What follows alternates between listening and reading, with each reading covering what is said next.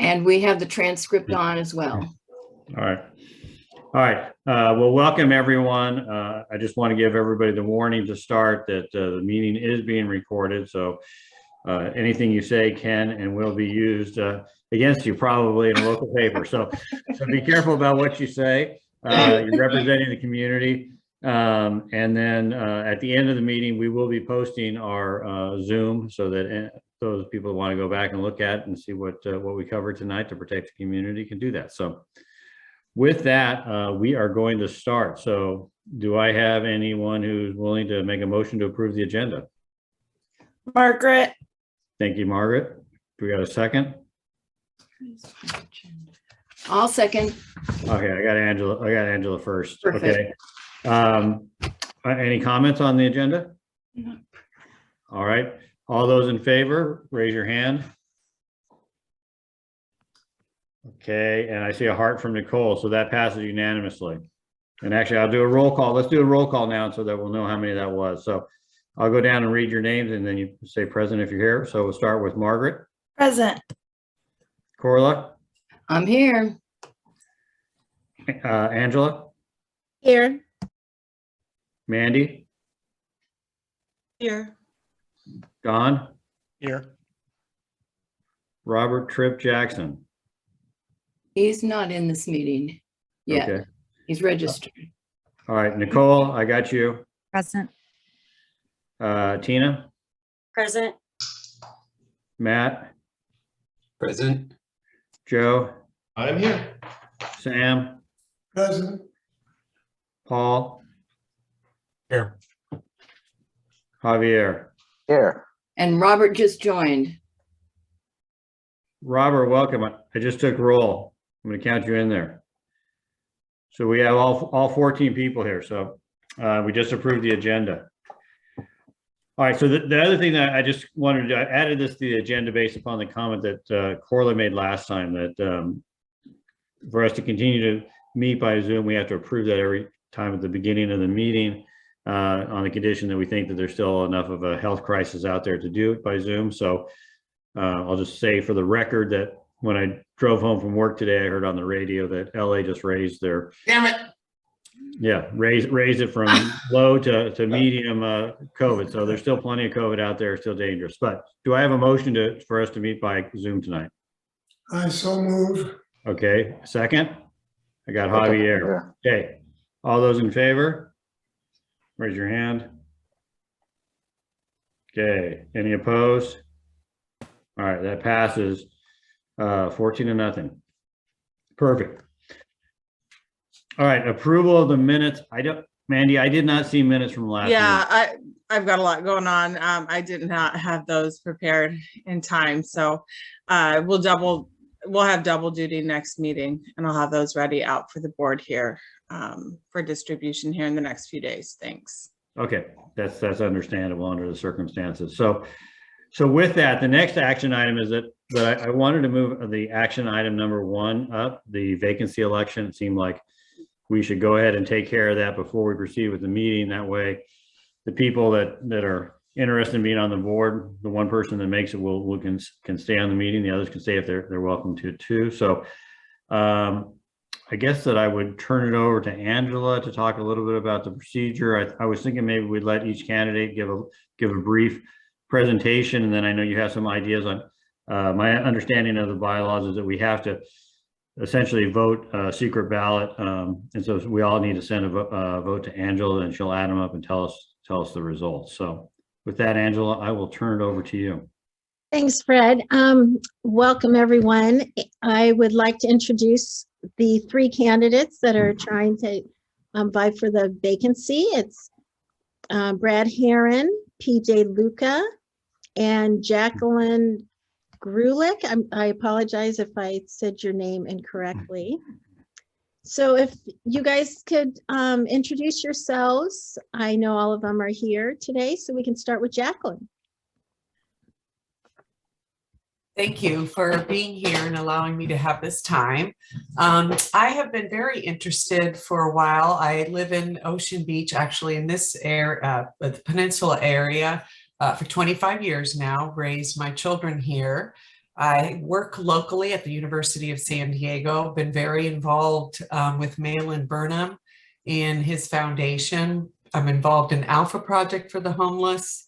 I'm involved with San Diego Center for Children. So I've given my soul and treasure to those organizations, and I continue to see a crisis in my community and feel that my work at the University of San Diego through the Burnham Moore Center, I'm aware of development that's going on and crises that we need to address. And I've been on meetings and love the work that I see this group do and would like to be part of it and hope I get consideration. Thank you. Thank you, Jacqueline. Fred, do I need to go over their applications, or is this okay? I mean, I think I've all the already applications have been verified posted. I think if people have any questions, I mean, we can either do questions for each candidate after they speak, or you can try to elicit anything out of their application. I guess, Jacqueline, since you went first, if there's anything particular in your qualifications and your application that you want to stress, this would be the time. I've been very involved in the San Diego Military Council meetings, so I'm very involved in what the military is doing in San Diego and how needed they are in our community.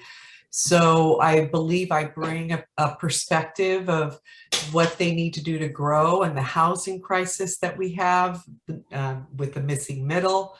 The homeless, Alpha Project does a lot to try to deal with the drug addiction issues we're seeing, and I've been involved there for 20 years. Aware of large developments, the sports arena, the nav war, what's going on by the military, new Navy tower by the Midway.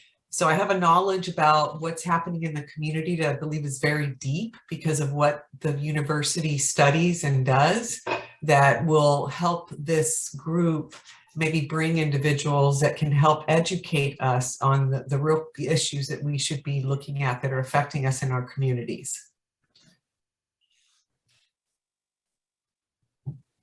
Thank you. PJ Luca, can you go next? Sure. Hello, everyone. My name is PJ Luca. I am a Deputy Attorney General. I work with the State Attorney General here in San Diego. I've been interested in joining the board for several years now. I was active in the election that got canceled because of COVID back in, I guess it was 2020. Kind of stayed in touch with a few people on the board. And I'm very interested in the work that the board does. I live in Loma Portal, have 2 small children, under 3 years old, and I'm looking forward to being a long-term resident of Point Loma. I've been here for 15 years so far. And I'm just interested in the development of the peninsula. I spend all my time on the peninsula. I enjoy everything that the peninsula has to offer in the way of recreation, community, and just the beauty of the peninsula. So I'd like to get involved with the board and assist with the board's work going forward.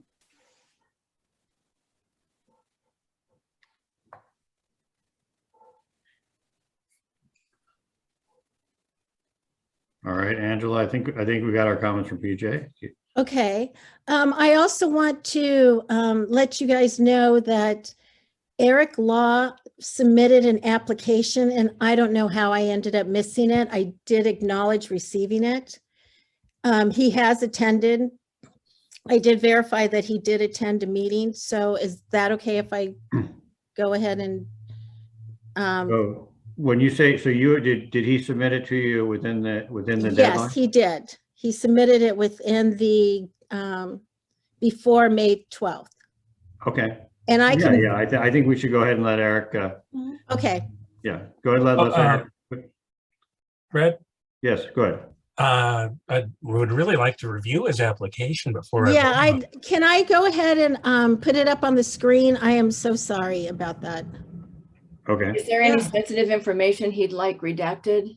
I can read it to you, or I could share my screen. if you have your screen share, then maybe we could do Okay, that. let me see. Give Eric a fair shot because we've seen everybody else's Okay. application.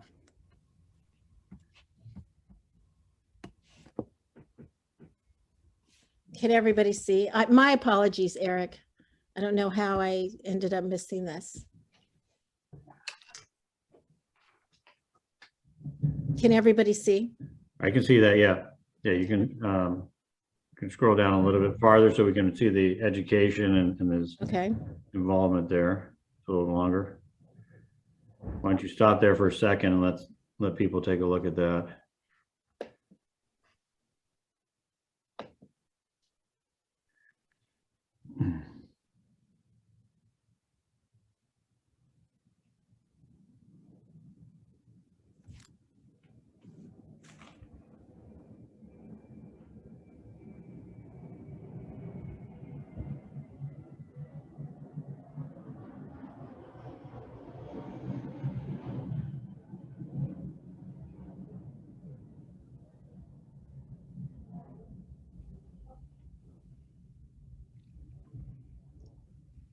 Does anybody need me to read it out loud or? I can read it just fine. Okay. It's very clear. I just missed the top part if he's a resident or a business owner. Do you want me to Yeah, scroll back up? You can scroll out there, but he's a resident. He lives on Yes. Chatsworth. This is Chad. Thank you. So I've read it and I'm good with it, but I'll give her, do others need more time to review it? I'm good. Thank Okay. you. I'm good. Okay, so why don't we go out of the screen share and then maybe we'll give Eric his opportunity now to give a little statement and description of Okay. his background and why he wants to be on the board. Hi, thanks for the catch, Angela. I appreciate it. Sorry about that, Eric. Thanks. Things happen, especially in this day and age. I'm a local resident. Been here for about 7 years. I started out my military career here a long time ago, 30 some years ago. And we always wanted to come back. So we got lucky in coming back here 7 years ago and bought. I was a local tenant commander down in the Navy base. I spent a lot of time working with the base commander and other tenant commands and the local community, especially with Point Loma High School, working with the staff there, investing in some of their JROTC programs and some of the other things that they do on campus there, and getting the base commander and some of the other assets on base to be able to help in the local community, both from a offering help and training to work on the campus and other places throughout the community. I remain active with local charitable organizations, one of which is associated with naval intelligence, which was my career field for 30 years. And we help host a golf tournament here in San Diego as the benefits kids for college tuition. I also work with local dog rescue in trying to get our dogs placed locally to help the folks out. My wife and I remain active in those sorts of organizations. I spent a number of years doing strategic and operational planning. I'm a certified planner and project manager. I've done lots of infrastructure projects around the world, everything from building new commands overseas to projects in Afghanistan. I spent a lot of time here working on my house, so I've got a working knowledge of our local codes. I have a vested interest in preserving our neighborhoods and the character of them. I remain very, very interested in ensuring that we have, clean, safe neighborhoods, great traffic, controlled growth that is consistent with the nature of our localities, and the desires of the people here. I'd greatly love to serve the community that's given so much to me. I think that my background in engineering and planning would be of great benefit. And I look forward to serving with you all. You do a great job, and I think it's vested interest. Well, thank you, Eric. We do have lots of traffic. I wish it was great, but we got lots of it. Thank you, Eric. That's for Um, sure. And last but not least is Brad Herron. Hello. Have a lot of wonderful choices here. I feel at a little bit of a disadvantage. But that said, many of you do know me, maybe too well, having been on the board for 6 years.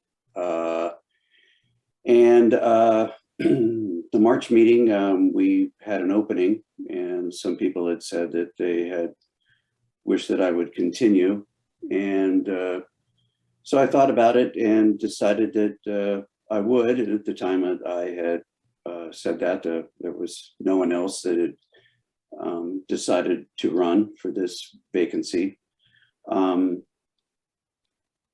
think my track record kind of speaks for itself. You know me pretty well. You know my thoughts on the issues in the community, and I don't know that I really have a whole lot more to say. I mean, if someone had a question about something, feel free. But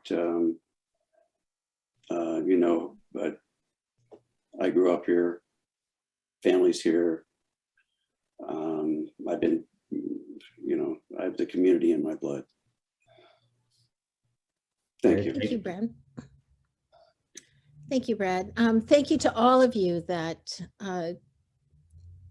are willing to serve on this board. It's going to be a very tough choice.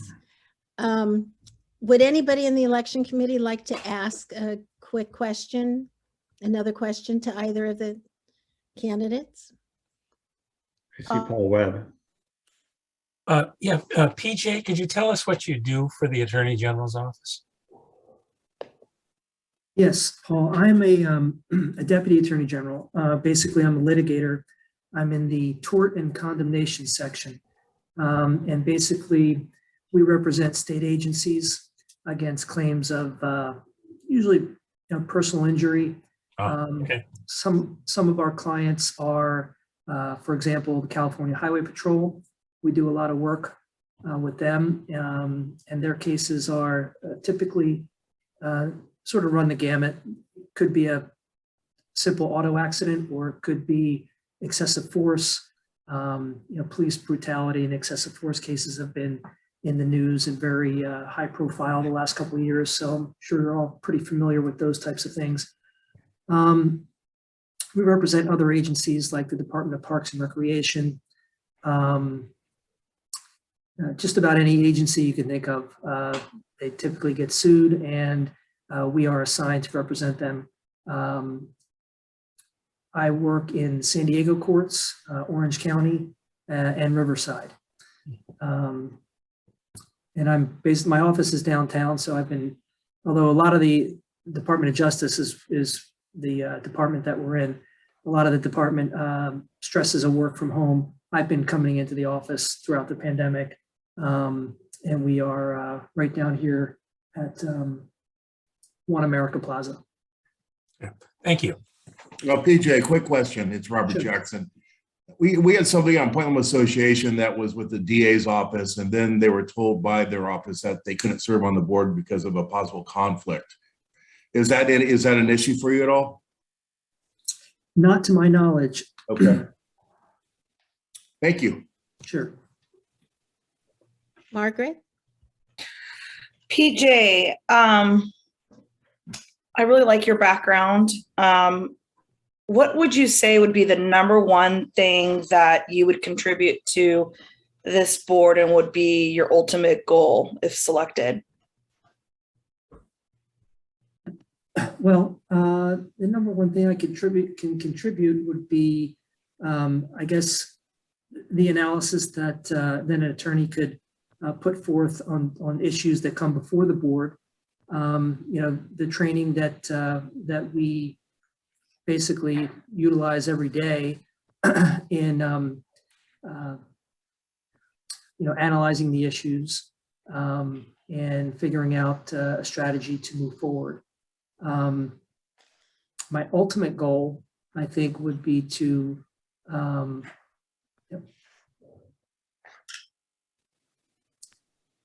become familiar with most of the issues that come before the board and contribute what I can to stable and I guess a stable development of the peninsula. What I see going on in the time that I've been here, it seems to be a little, not, I wouldn't say haphazard, but especially with the Midway district the last couple of years, I would like to see just a responsible development of the peninsula, and I would hope to contribute my efforts in that regard.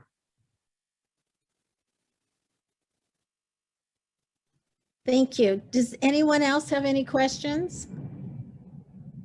Yeah, I had a question. Matt has a question. Yeah, go ahead, Matt. Thanks. Jacqueline had mentioned working, I think, with Path or Pathway. And so it made me curious. And so this question is for Jacqueline, but also all the candidates.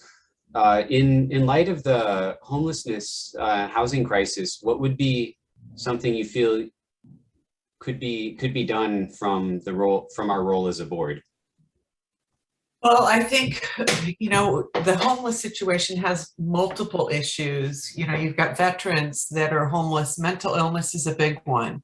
The city, and there's lots of land that isn't appropriately being used, and other cities are doing things to accommodate the homeless. Alpha Project is the biggest organization to clean the streets, to provide shelter, find stabilization. They run the shelter down on Newton Avenue that's 400 homeless. We have to get our handle around the housing crisis. It's just not the homeless, it's the affordable, it's the missing middle, it's the fireman across the street who lives for me. So I bring a knowledge from being in Alpha Project as a board member for 20 years, the work that the universities are doing to try to solve the homeless and have think tanks created, because there's a lot of excess land that's not being appropriately used and is vacant and is causing the problem. And we need to put pressure where the pressure needs to be to fix it. And that's what I hope to bring to the table, because homelessness is a passion. My father was a Navy captain, retired. That's why I'm in San Diego since 1970. And we should not have this be what it is. It's not a city I grew up in. I don't feel safe. My daughters don't like walking, and they grew up here. It needs to be solved. And I think I bring a perspective that goes pretty deep into how to solve some of this. Thank you. Any other questions? Don? Yeah, a question for Eric Law. I'm speaking as a civilian, so correct me if I'm way off base, but it's my understanding about 10,000 people a year from the Navy arrive here. It helps serve our community. And then people who retire from the Navy have a appreciation of what we have here and come back. And that the Navy, besides getting salary or pay, gets a housing allowance. And I'm not sure that we fully appreciate how this affects the supply-demand equation. Yeah, the Navy housing allowance, or actually any of the services, because we have a substantial number of other services here as well. The housing allowance does drive some of the prices wherever they're at. It also, and it's fairly well known, you know, obviously not just in this market, but elsewhere, that constant turnover can, you know, every 2 to 3 years continues to drive market forces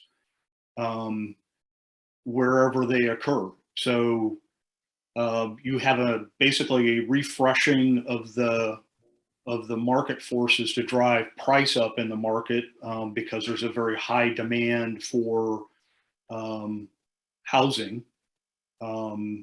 And there's a constant sampling rate that's done by the federal government that will in turn escalate the price. So it's a kind of a self-feeding process that will continue to drive those things up. And the market forces that come with that are actually only going to increase, whether it's, you know, the Marine Corps down here at the recruit depot or living elsewhere. We have a substantial number that live down here on the point as well.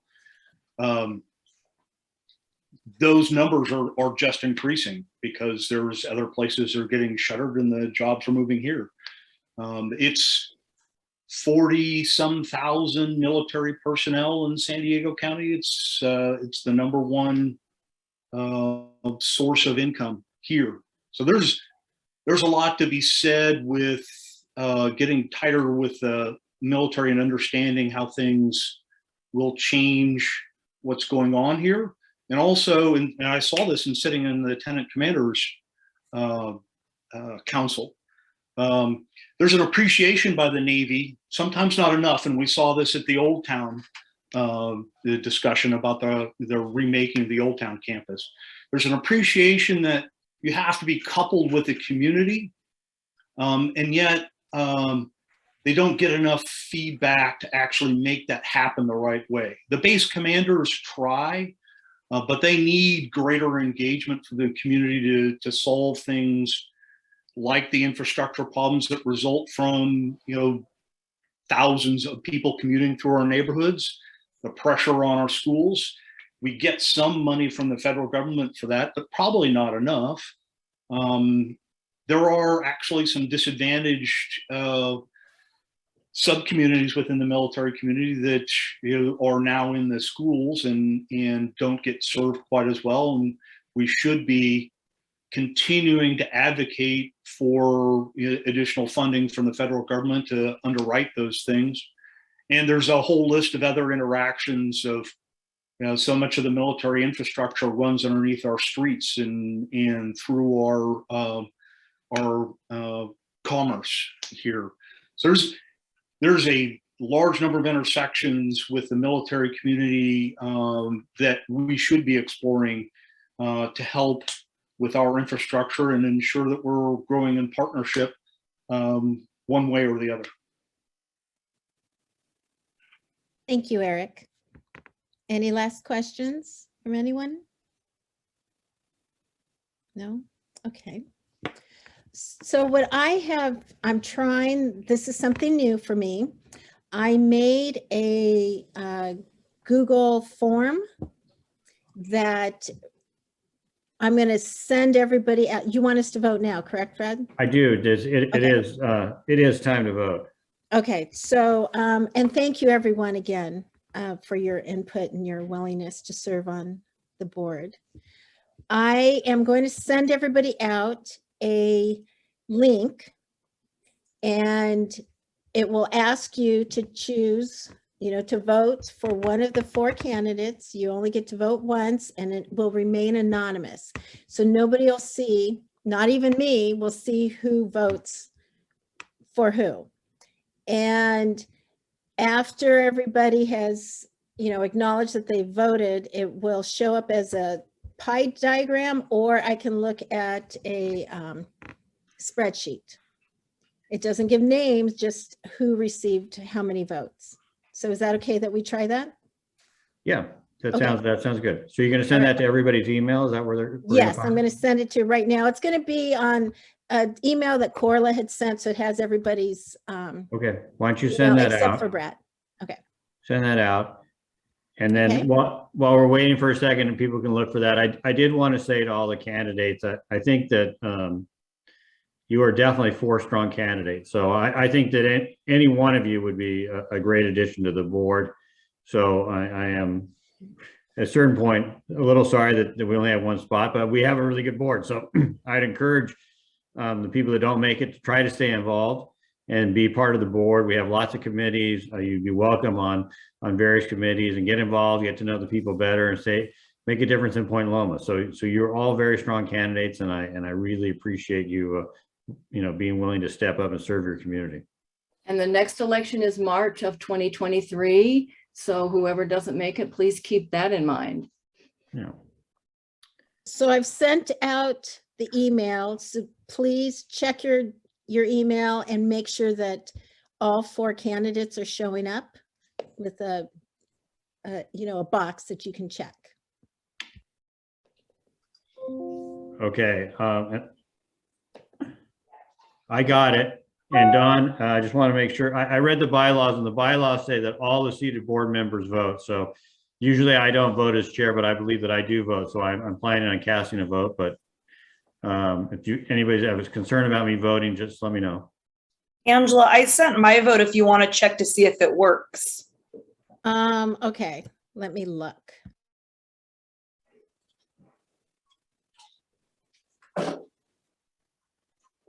That was super easy, by the way. If life could be that easy, just little check box.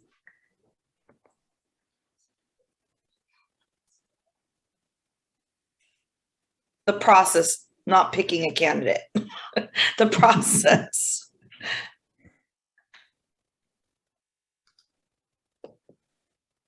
All right. I did mine. I'm in. Okay, I'm receiving results. You should have 14. There's 14 of us in. Okay, Yeah. so we're let me missing take a one. look. Has everybody been able to click on the link and vote? Oh, no, we only have 14. We're filling a vacancy. We only should have 14. Right. Yeah, 14. Yeah. I had to go get my laptop. and John, you're sign on mute. so I'm slow. John, you're on mute. You have to unmute yourself if you have a comment. I'm having problem getting the email. Can they just text you separately or message I had you? to sign into a Google account. If he doesn't have a Gmail account, I had to, it's Oh, is a that? Gmail account. I had to sign in, which I don't use Yeah, that. 'cause what- I use the map. Don, if you just want to respond to the email just to Angela and send her your Yeah. vote, that would be I'm not fine. sure I can see the emails. My problem. Don, Oh. do you know how to use the chat in this Zoom meeting? I'm sorry, I do not. I can try. Okay. You- I would just have them text Angela. You've got Angela's but he phone may not number. text either. Fine, I'll do that.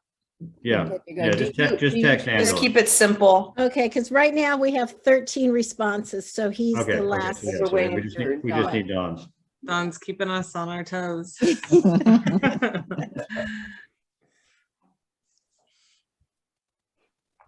Don't mail it, Dawn. Drive it over to her house.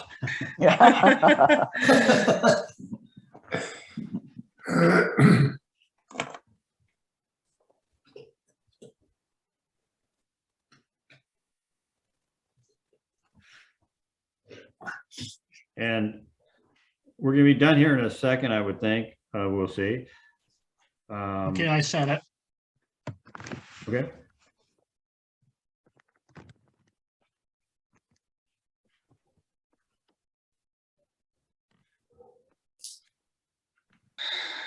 All right, Angela, do you? Dawn, I haven't received anything yet. All right, well, while they're doing that, if Joe is still, has Joe been knocked off yet? Joe's in. There he is. So Joe, one thing, I don't know how the board feels. So if you're gonna lose your signal, I was thinking maybe we'd move the project review up and have that go right after the election if you're ready to do the project. And Either way, I can still do project review over my phone. And I hear my IT guy back there, but he hasn't come and knocked on my door yet, so. Okay, And we okay. have Linus in the meeting, Fred, and also Megan Browning for our information item has joined the meeting. Okay, all right, well then we'll just proceed. We'll proceed forward then, just normal then. Okay, because Dawn's I haven't received Dawn's text yet. One I have second, I'm 13 sorry. responses. Do we need Don's vote to break a tie? You No. still have to receive his vote Yes, but Yeah, I I have to know. receive his vote. regardless.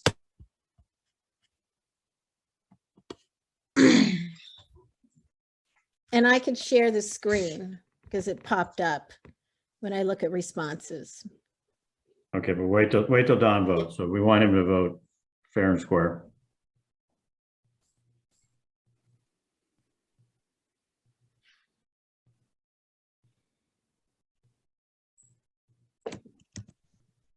Did you send on? I'm trying.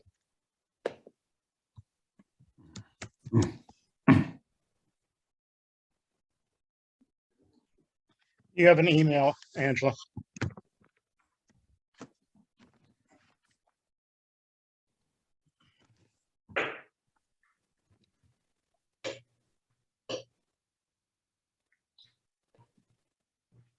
Okay, I have Dawn's vote. You got it. Okay, I good. do. I can't put it on the chart, but you'd be able to see where it goes. Are you ready for me to? Yeah, let's do it.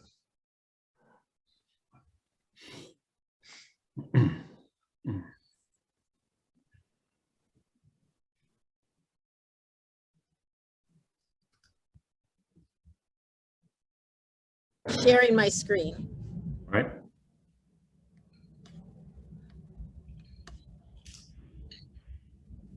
All right, yeah, make that bigger.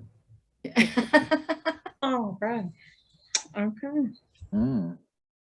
So 13 plus Dawn's. Maybe just keep it confidential if it. Yeah, doesn't matter. You're right. Yeah. Awesome.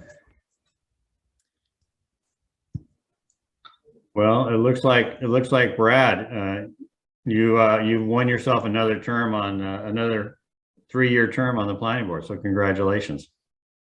Thank you very much. I appreciate everyone that voted for me and everyone else that was involved, and the candidates were very impressive. And I'm a little bit taken aback, but thank you. I appreciate the vote of confidence. Yeah, and I'll just say, well, of course, Brad, we're happy to have you, but Jacqueline and Eric and PJ, I mean, obviously you got votes too. So, I mean, there's Yes. support across for all of you. And I think that I do speak for the board that you're all seem to be very strong people, and we'd welcome your continued input. Don, do you have a comment? I echo that. Okay. Yeah, please get involved. Yeah, thank you to all of you. And All right. Angela, excuse me, real quick, I'll interject. Thank you, Angela, for that. And that was a great way of voting online. And you've done a tremendous job as election chair, and all the follow-up. It should, we should have been over sooner, and everything you had to go through and do. We really appreciate all your efforts and all you've done. Well Angela. done. Thank you.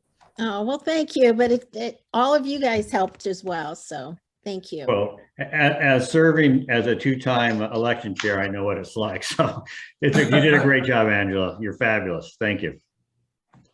Thank you. All right, with that, we're gonna move on to board officer reports, and I'll start as the chair. Obviously, we have a great board, and we have great people that want to be involved, and they're serving also on committees as public members.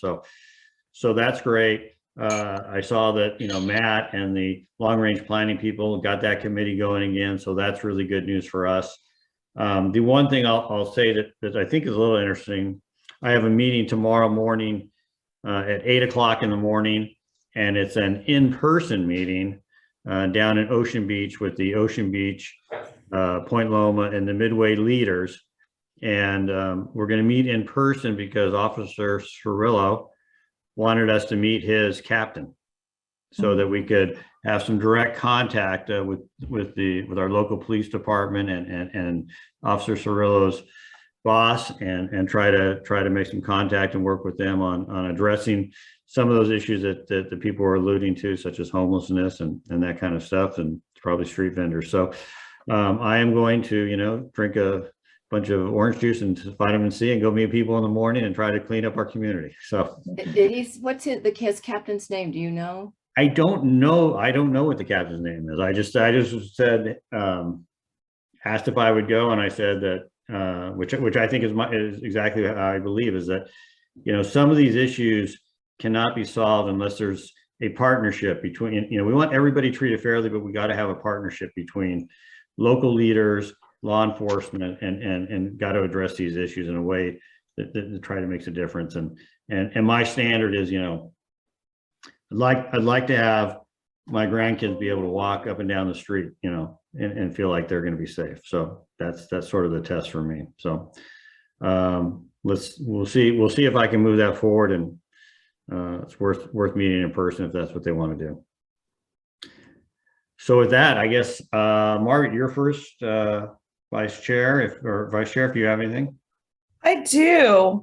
A couple things, actually. As you know, there's been some really crazy crime and shootings and all kinds of unusual activity in our little gem of a Point Loma community. And there was recently a big murder-suicide in Point Loma a couple days ago. It was all over the news, and that happens to be one of my aunt's parents. So it was a pretty tragic situation. We're still kind of dealing with it. But with that said, what helped us find out about the situation was Citizens app. So if you don't have that Citizens app on your phone, it's free. You can customize it. You can leave it open to wherever area you are, and it dings your phone when there's a tragic situation. It can be anything from burglary to, just something so small and similar, but it really gives you an immediate alert anytime there's some kind of weird activity in your neighborhood. It could be, and it's really cool. That's how we knew something was going on, as we were actually at a concert and we got dinged, my sister and myself, on our phones, and we were able to zoom in and home in on the actual address of where the activity was. But had we not had that app on our phone, we wouldn't be able to get to our family fast enough. So if you really, really want to know what's going on in your neighborhood, that Citizens app is crucial. And just helps that extra step of being safe in our community. Another thing, I've been trying to, as a vice chair, go to a lot of the subcommittees just to kind of check in, see what everyone's doing, seeing who's attending, who's involved. I've been able to attend pretty much all of them recently, and I was thoroughly impressed. You know how I am a big proponent and preacher of, if you're going to take a seat on this board, you got to do the work, get involved, go to the neighboring committees, go to one subcommittee. Join the meeting. Just get involved, folks. And I was pretty impressed with, I don't know, it just made me feel good about the team we have, all the different personalities, all the different experience. There's been a lot of involvement in, traffic transportation. I've been attending the project review. There's a lot coming down the pipelines, and just seeing you all do the work, all of you, is just really impressive to me, bringing it to the fact that none of us is as smart as all of us. So I appreciate the teamwork that we have with this group to be the voices for our community and really get the job done. So quick round of applause to our team. And I really enjoy attending these meetings and seeing the work that's being done. So thank you. Thank you, everyone. Thank you, Margaret, for everything you're doing. Angela, you're a second vice chair. I know you've been busy with the elections. Quick question. Yeah. Oh, go ahead, Sam. You got a question for Margaret? I was going to ask Margaret, is the Citizens app, is that on the Apple? Yes, if you go into your where you download any apps or you can purchase apps, whatever. It should Yeah. be on Google Play or your Apple Play. I don't know. I have a Samsung, so I go to my little icon where you can download the app, but off record, I can help you download it. Sam, But it's That's free. okay. If it's an Apple, I'll be able to get it. I just didn't know where I had to go. Sam, Thank go to you. the app store and search Citizen. Citizens app. Just- I'll send you a little, because there's a couple of them on there, but I'll send you a little picture of what it's supposed to look like, the app. That helps. Good. I Yeah. currently have that on my phone and I've used it for quite a while.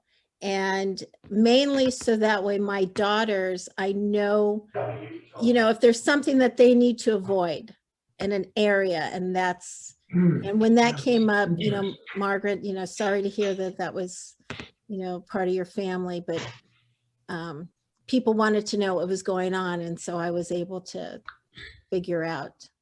So. Okay, Angela, anything else you want to add as second vice chair? No. Okay. Corla, treasurer? I'm on the agenda later with some checks to approve, but I will announce at this time that after those checks are approved, our balance will be $698.93. And that's all. Okay. Mandy, anything as secretary? No, I just want to remind everyone that you need to be emailing your motion slips after the meetings, just so that we're in compliance with the city charter for our CPG. Thank you. Thank you. All right, with that, we are going to open it up for non-agenda public comment. So if you're interested in giving a non-agenda public comment for a couple of minutes, raise your hand and I will call on you. I'm going to go first to Don because he sent me an email saying he wanted to make a non-agenda public comment. Thank you. There was I think we all share a common thread that we care about our community. We care about land uses, public safety, and so forth. And the people that join us either remotely, as we're doing now, or in person share that same common thread. Last night, there was a candidates forum organized by two major civic organizations. One is the Point Loma Association. The other is the Ocean Beach Town Council. And the PLA got questions about why one person did not attend. That person was the incumbent for District 2, Jennifer Campbell. And just for the record, so all will know, I'd like to read what was in the PLA newsletter this morning about why Dr. Campbell did not attend. The Point Loma Association Community Conversation Organizer reached out to Jen Campbell campaign in mid-April, a month ago, to ask what dates would work best for her. We received no response after multiple emails. So we scheduled the forum for May 18th, last night. We communicated this to her campaign team multiple times, and they insisted on seeing a format before they would commit. It was not until 10:45 p.m. the night before the event, Tuesday night, that they contacted the Point Loma Association stating that they had a prior conflict and could not attend. So speaking for myself, I'm not naive and I have a good idea what happened.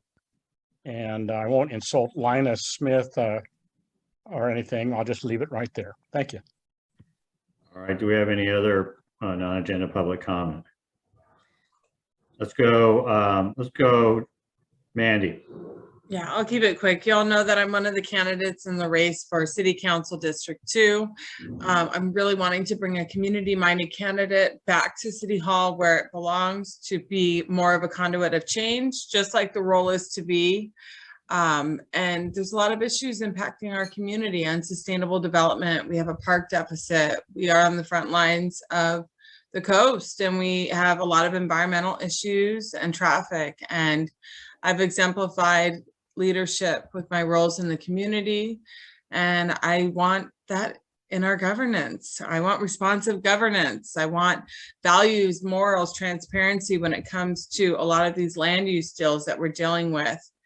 And so I'm not a career politician. I'm just a mom and a military spouse, and I'm not here to get a check in the box or get the next step of my life plan.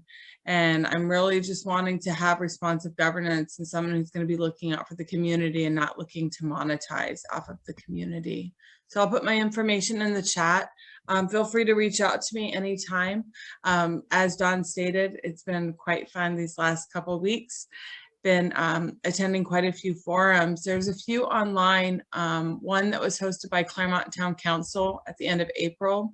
It's recorded. There's a link through the League of Women Voters, and that was hosted also by SD 350.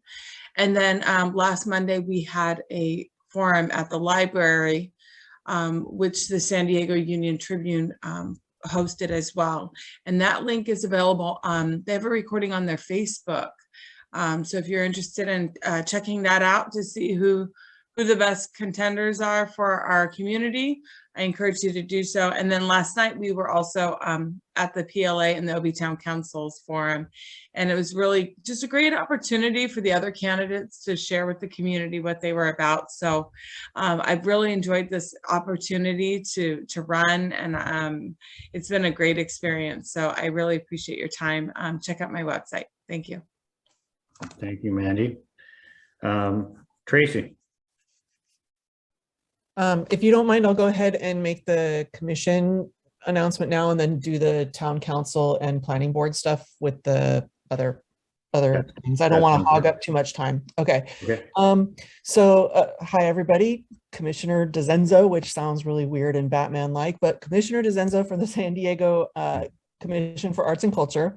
And I just wanted to tell everyone that I'm really, really excited because the long-awaited public art initiative that's named Park Social is finally here. And there are 6 months and 18 site-specific art installations, interactive art, and performances to see around the city. And we are really, really lucky that one of the artists chose Plumosa Park for one of these art installations. So the project here is called Locked Groove, and it is a looped audio-visual experience as you walk around the periphery of the park. So once you walk around, you'll see some artwork on the curb. And if you download an app, you can actually listen to audio and experience the flow of the art that is along the curb. So it's really, really exciting and interesting, and I'm super excited to have a piece of the puzzle here in the Peninsula. There's also another one at Kate Sessions Park, which is like an old school viewfinder binocular project, and it's called Essential San Diego. So if anybody is over there, take a, look around and see if you can't find it and see what this artist considers essential to San Diego. So anyways, I just thought that it would be really great. And if I can encourage you all to get outside of your Peninsula bubble, experience some of the other arts in the parks throughout the city of San Diego. I'm going to put the address to the website in the chat, and you'll get to go and see the artists, read about their projects, and find out when the dates are for some of them, because some of them are date specific, but some of them are also very site specific. So you'll be able to experience them for the next 6 months. So that's it for the commission, and I'll talk to you guys later about the local stuff. Is Plumosa Park installed, or is it just going in? No, all of these projects will be done and ready to be viewed at the end of May. So coming up here, and then they'll go through November, I believe. Where can the community find more information about that or get involved with the feedback? Yeah, so the website itself is sandiego.gov/park-social. And that is all of the information that you're going to need to know about where and when and what times. And then I think it would be really fun for kids to come out and experience some of this, artwork that's all over the city. So again, I'll post the information in the chat. And again, the commission meetings are open to the public, so I'll post the timelines for those. And if anybody has any questions, you're welcome to reach out to me. Thanks. All right, thank you, Tracy. Yeah. Margaret, I see your hand up.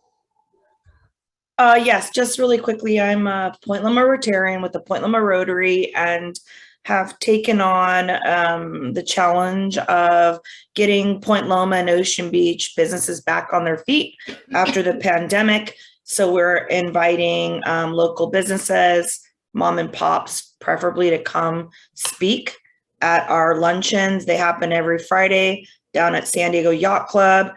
Reach out to me if you know a business that can use a shout out, use some extra love, some support. And yeah, that's what we do. So reach out to me with business names or even groups too. I know that someone sent me, I think a music group from Point Loma High School. We are also giving some support to our local schools as well. So just get them over to me. I'll get them over to Point Loma Rotary and we'll get them some support that they need. So that's it for me. Thank you, Margaret. Robert? Yeah, then just a reminder, Saturday night, Jim Harris' organization, Cabrillo National Monument Foundation, they're having their dinner out at the Point. And it sounds like it's going to be lots of fun, so maybe look into it. I think there's still lots of space left.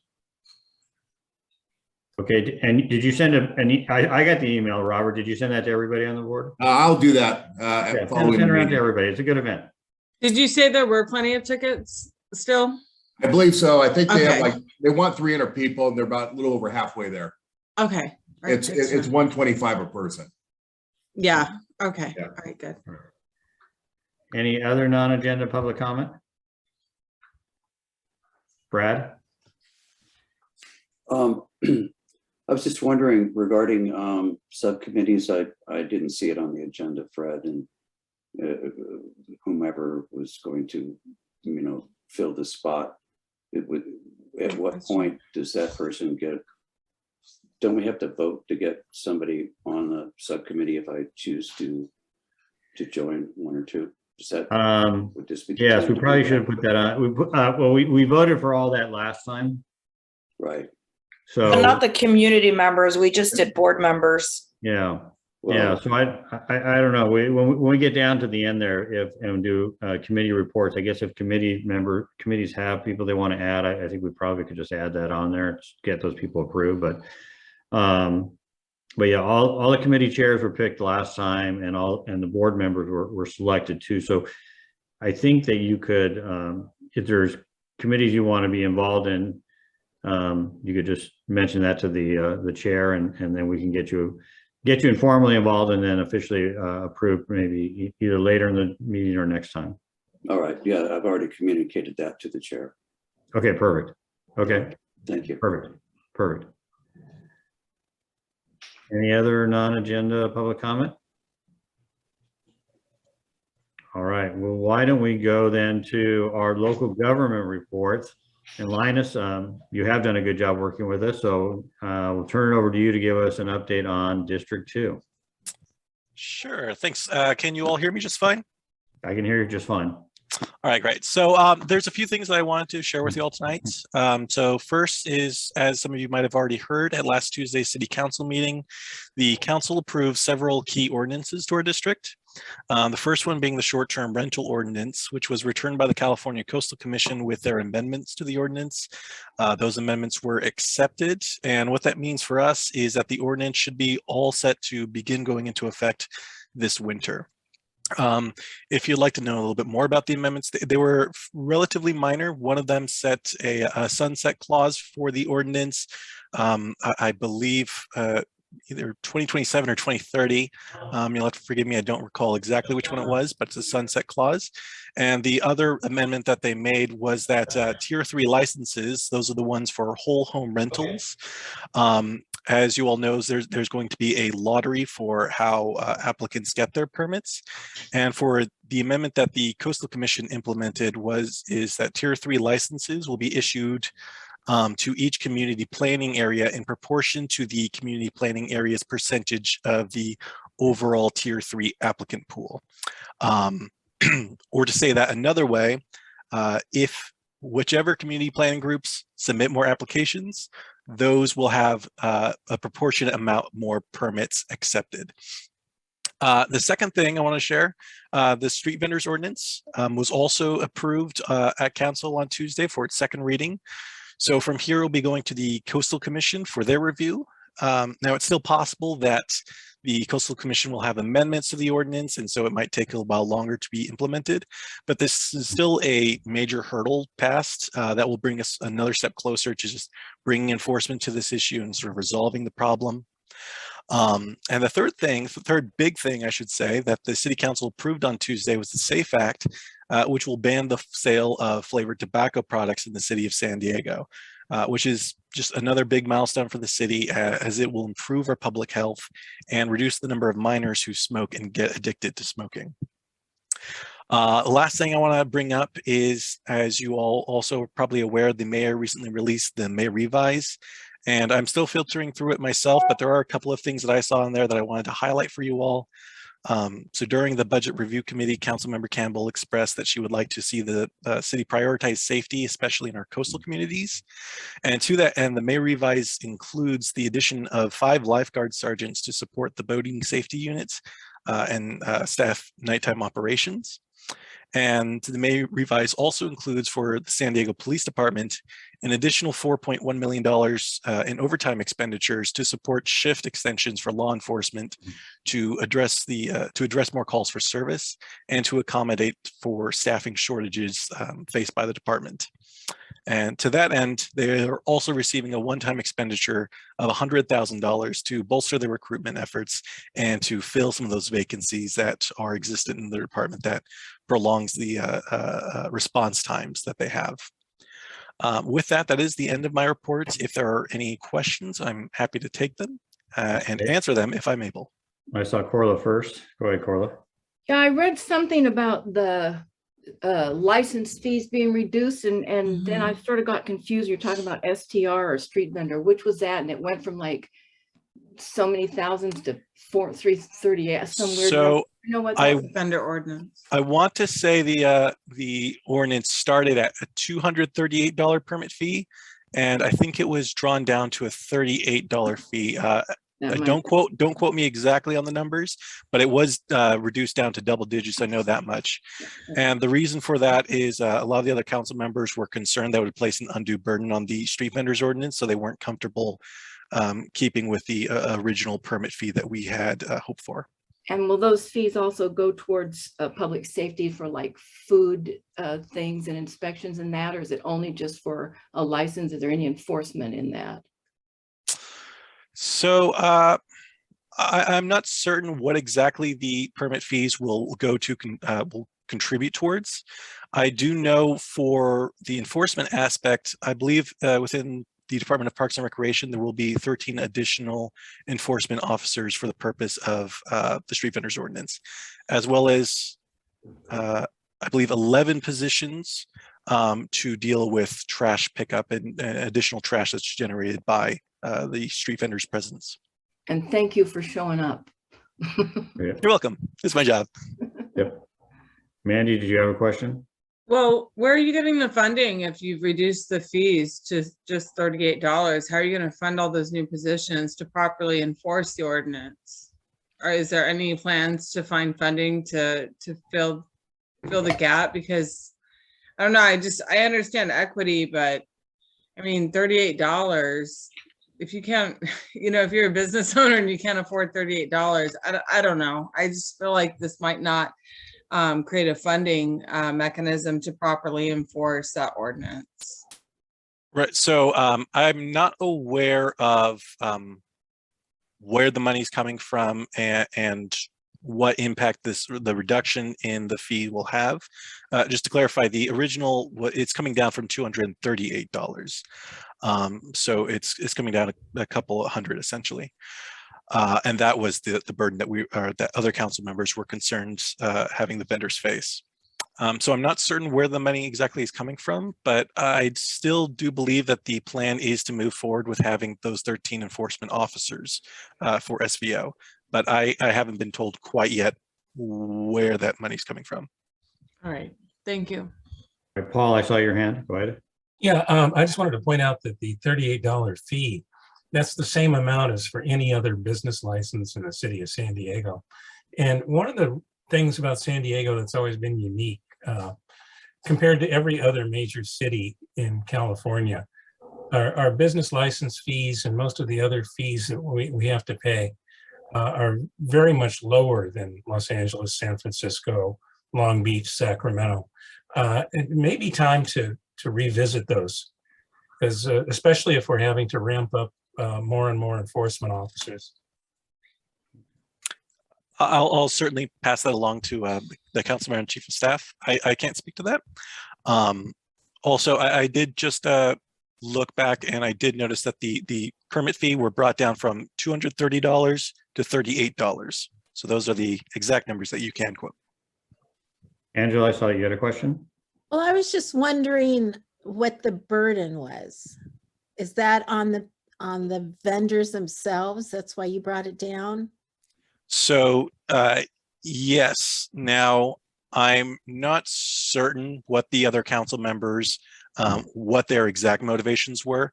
From what I've heard, that they were concerned that this would bring a significant burden on the vendors.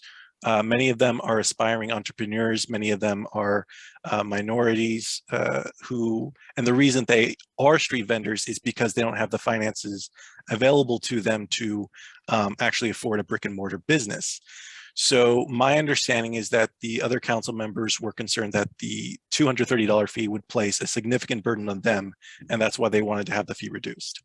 However, our office wanted to move forward with the $230. We just ultimately had to compromise. Thank you. Tracy, do you have a question? Yeah.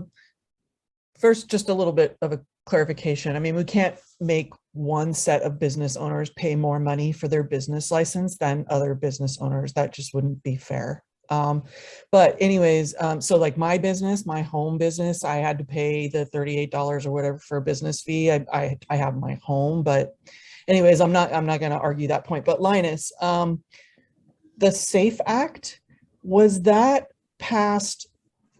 Is that eliminating flavored like stuff everywhere in San Diego, or is it just near cities, parks, places where kids are? I can't remember.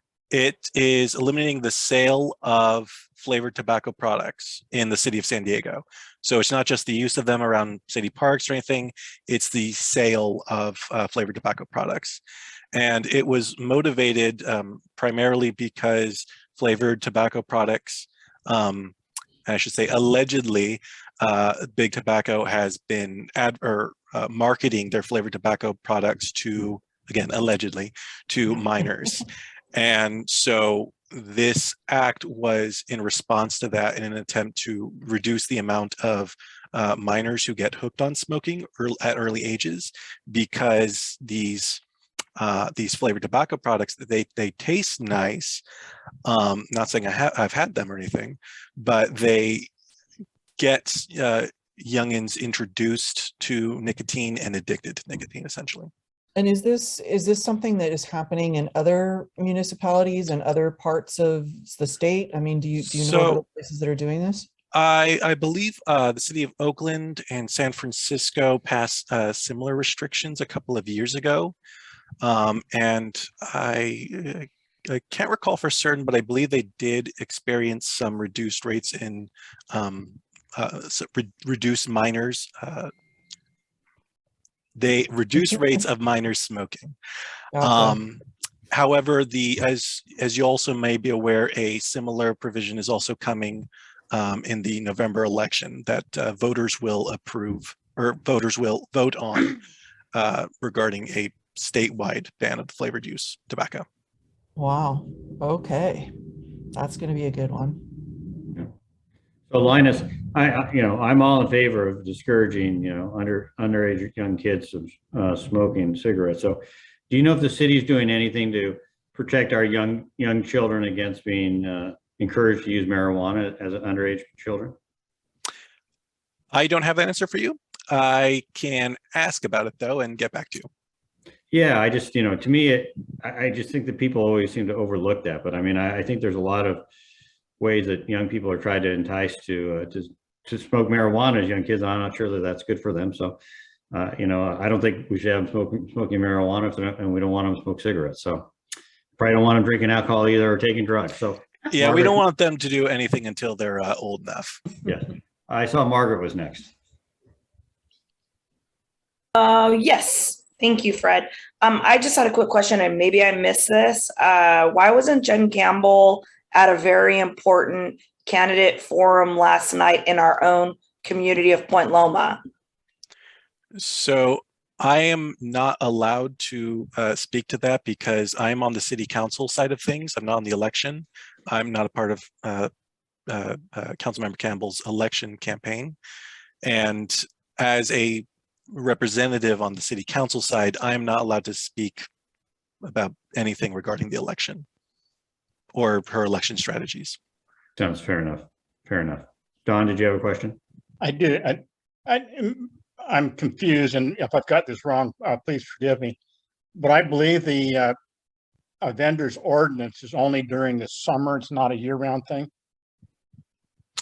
It is a year-round thing. I do believe. Okay. I think there is a period during summer months where it is more restrictive. I think I might have to read in a little bit more to that. Although another quick point about the street vendors ordinance, although the city council did approve it and it got a second reading approval, the provisions of the street vendors ordinance will only be going into effect on June 17th throughout most of the city. Many of the provisions will not be going into effect in our the coastal zones because they will have to receive Coastal Commission approval. And maybe I misheard, but did you say that 11 full-time positions are being added just to pick up trash? I believe that it's 11 positions. Yeah, I can double check that right now, but I'm fairly confident that was the number. All right. Well, Linus, thank you. We took a bunch of your time. We appreciate you coming in and participating, and we appreciate your assistance. So with that, I'm going to turn it over to Tracy. You want to give us an Ocean Beach update? Yeah, I was just about ready to check a message, but I will give you an Ocean Beach update here. Let's see. Okay, so the town council and the Ocean Beach Planning Board are kind of not joining, but coming together to promote the meetings for the library expansion plan and the OB peer update. So the library expansion plans are going to be presented at the Episcopal Church Diocese on 2083 Sunset Cliffs Boulevard. It will be presented Tuesday, May 31st. Looks like 6 to 7. So if anybody is interested in the Ocean Beach Library expansion plans, I would suggest going to the meeting. The last meeting that they had, I heard that a number of community members were extremely upset and made the city presenters upset and cried. So hopefully they'll come a little bit more prepared this time with some information and actual drawings and designs. So anyways, so that'll be May 31st. And if anybody has any questions, they can reach out to me about that. And then there will be an OB peer update that will take place June 1st, which is our normal planning board day. So Ocean Beach Planning Board evening. And that will be located at New Break Church at 4694 Cape May Avenue. And so it will be at our normal Ocean Beach Planning Board time, which is 6:30, I believe. I always get all of them mixed up, but I believe it's 6:30. But I'll put my contact in the chat again. And if anybody wants to ask me any more details about it, I will be happy to give you that info. Other than that, I don't think there's any more news that is as exciting as that. So that's it for me. Well, thank you, Tracy. Do we have any other government reports to do? I just want to say that Mickey Holmes and Kota Zeiser sent theirs by email, and I forward that to the board so we can all read that for ourselves. Thank you, Corla. And is Robert here? I don't know, Robert, if there is Robert. So anything from the PLA that we need to know about? I know they did the candidate forum. Anything else? Oh, well, they just had the announcement of the lights being turned on last week. Yeah, And that's that was great. exciting. It's made a nice touch in the village. And I think now they're just trying to coordinate the dinner that will be upcoming. Perfect. Okay, great. Thanks. All right. With that, all right, we're gonna move on. And Joe, we're gonna do our bread and butter now. Project review. I appreciate Scott Mass, I'll say, and you guys getting through the election. So with that, let's turn to a project and take a look at it. Okay. We only have one project to review this week because a couple more projects this month postponed again because of a lack of responses from the city. And one of the projects was continued until next month. I am logged off of my internet at work, but I will introduce the project and introduce Scott Moss. This first and only project is at 4445 Cape May Avenue, and it's a coastal development permit for a new 1,184 square foot, 2-story detached ADU, and they're adding a 466 square foot 2-car garage, in addition to the garage that's with the existing residence. The project review committee reviewed the project and approved it unanimously. And our applicant is Scott Moss, and he is on the line. I saw him before I had to disconnect. So Scott, why don't you give a quick overview of your project, please? Sure, thank you. Thank you, Joe, and thank you, members of the committee and the board. Let me see if I can share my screen here.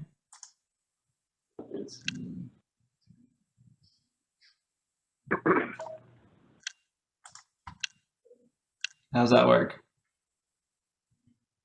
Good. Great. So Joe told me to be fairly brief, and so I think we went in detail with the subcommittee, but if you guys are okay, we'll be a little more brief today. The location of the site is, as you mentioned, 4445 Cape May. And let me go to the site plan here. Cape May is here on the right, and then the alley is here on the left. So it is a through property that goes from street to alley. And the property has an existing single-family residence, about 1,100 square feet up at the front, and then a driveway along this westerly side there that leads to an existing 2-car garage, detached. We are leaving all of that intact. We're not touching the existing garage. We're not touching the existing house. What we're trying to do is add an additional detached garage and an ADU at the rear that's accessed via the alley. So just to clarify what that means, we're keeping the 2 enclosed parking spaces that exist on site today. We're adding 2 more at the rear for the use of the ADU. If I go to the plans here, you'll see the ADU is kind of laid out. We've got a 2-car garage that is additionally set back from the alley. The alley is about 20 feet wide, so we thought an extra 6 feet there to make access in and out of that garage a little more palatable. But on the lower level of the ADU, we have an entryway, and you've got 2 bedrooms and bathrooms and a stacked washer dryer, and then stairs up to the 2nd floor. The 2nd floor of the ADU is very simple open plan. It's got a kitchen, living room space, and it opens up to a very large deck with it's partially covered. So it's a very flexible space. It's a family space. I think the owner intends to use this ADU for guests and friends to come visit. They live in a original beach cottage. It's like I said, 1,100 square feet. So space is at a premium for guests and visitors. But why don't I switch over to some 3D images to give you an idea of what it looks like in concept here. So what you see in the white structures here, that's the existing detached garage. The other white building to the rear is the neighboring garage, which is on the alley side. The pool is just a concept. It's a future project, not part of this permit. But to the rear, you see the ADU. So it's a mix of stucco and wood siding. We've got kind of a projecting roof that cantilevers over a good portion of the deck to provide some covered space, which really gives the users the opportunity to capture some of the views both to the bay as well as out to the ocean. Sorry, we'll get past all this pool stuff. So we've got a little tuck under space under the overhang here where we could store surfboards, maybe an outdoor shower. And you can kind of see the side yard on the west side between the ADU and the property line condition there. This is another view kind of showing what the deck space looks like. A lot of covered area, usable space for the owners. And then as we rotate around to the rear of the building, you kind of get a glimpse of what it looks like from the alley. So you've got a simple setback garage, couple strip windows there where the bedroom is and the living room upstairs. So we're well under the height limit. We're just under 22 foot in height. So, before that angled setback starts up at 24 feet, and we're respecting the side setbacks, as well as the rear setbacks. So it's fairly straightforward in the eyes of the city. We don't have any major comments from planning. We're anticipating going back into the planning department as soon as we can. So with that, if I'll just like to open up for questions. Happy to entertain any questions you guys have or any discussion. All right, Scott, why don't you get out of the screen share and then I can see people and see if they have any questions. All right, does anybody have any questions? Nicole, go ahead. Just a quick comment, and thanks, Scott, for the presentation. Looks great. All I can just think of is a tremendous amount of space that we're going to put hard structure on, and just want to throw out the idea for the applicant, to think about capturing some of that water that's going to hit the rooftop and that deck, and perhaps keeping it on site. I know you have to keep it on site and then get rid of it, but perhaps putting an underground tank before you build. 1,000 square foot roof can capture 600 gallons of water per inch of rain. So we can water a lot of garden and water space, and just wanted to make that comment for consideration. Great, that's a great comment. I appreciate it. In fact, the owner is a bit of a gardener, and we do have a rain barrel, cistern to capture as much of that water we can and utilize it for irrigation. And then we've got some BMP planters. That's great. And we don't catch will run over. Yeah. And I'll just say, I've had a rain barrel, 100 gallons, and it just is such a lot of work, and it's not very efficient. But when you can get it underground, I have an 1,800 gallon, captures all the water for the entire year to water a 500 square foot garden. So that's awesome. If she is a gardener, consider before build the house and the structure on concrete. So thank you so much. It'd be a he. And thank you for that suggestion, Nicole. I wrote it down. I'm gonna look into it. Okay, Corla, I thought I saw your hand up. Do you have a question? Oh, thank you. Okay. All right. Any other questions? Sam?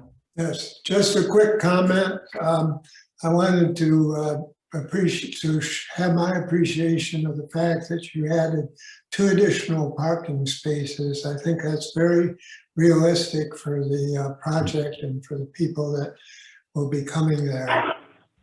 Thank you.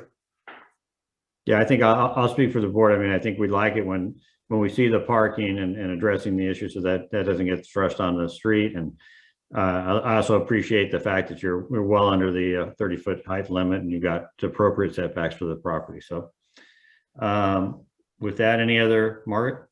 I just wanted to make a motion. Yes. Because, I'm part of this committee and it was really no big, huge issue. And if you can correct me if I'm wrong, I think it was a unanimous vote. Joe? It was. So with that, I'd like to make a motion. Motion to approve. Okay. Motion to approve from Margaret. Do I got a second? I'll second. I got Sam. All right. Any further discussion? All right. All those in favor? Voice or? Okay. I'm a yes. Raise your hand. Okay. I got you. Raise your hands. Don, I don't see you. So any opposed? All right, I got Don. Okay, so I think that passes. We have 14, so that would be 13-1. All right, congratulations, Russell and Scott. Thank you. Thank you very much. Time tonight. And just a moment before I go, as a member of, or a community member, I'd like to say thank you to the board. I think you guys put in a lot of hard work that goes unnoticed oftentimes. And I think it's really an invaluable service for our community. So thank you very much.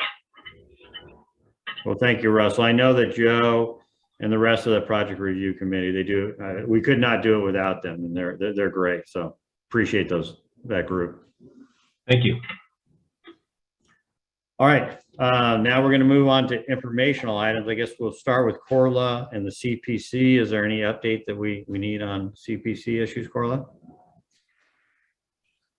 Muted. I just received the agenda right before the meeting, and the main item is going to be continued discussion on 600-24. So they've made some concessions, and we'll see what else is coming. I don't know if Joe LaCava's coming Tuesday or not, but that's going to be discussed. All right, well, keep us posted on that. Perfect. All right, with that then, I've been talking with the city recycling department, and I know that we all have a strong feeling that we care about the environment, and recycling is an important part of that. And so we have Megan Browning from the city of San Diego. She's going to give us about a 5-minute presentation, then we have questions about new and exciting things that are happening with recycling. So Megan, welcome. We're happy to have you here, and we're looking forward to hearing from you.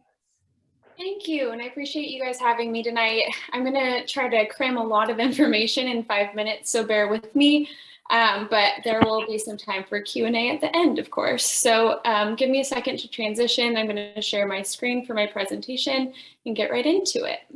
Perfect.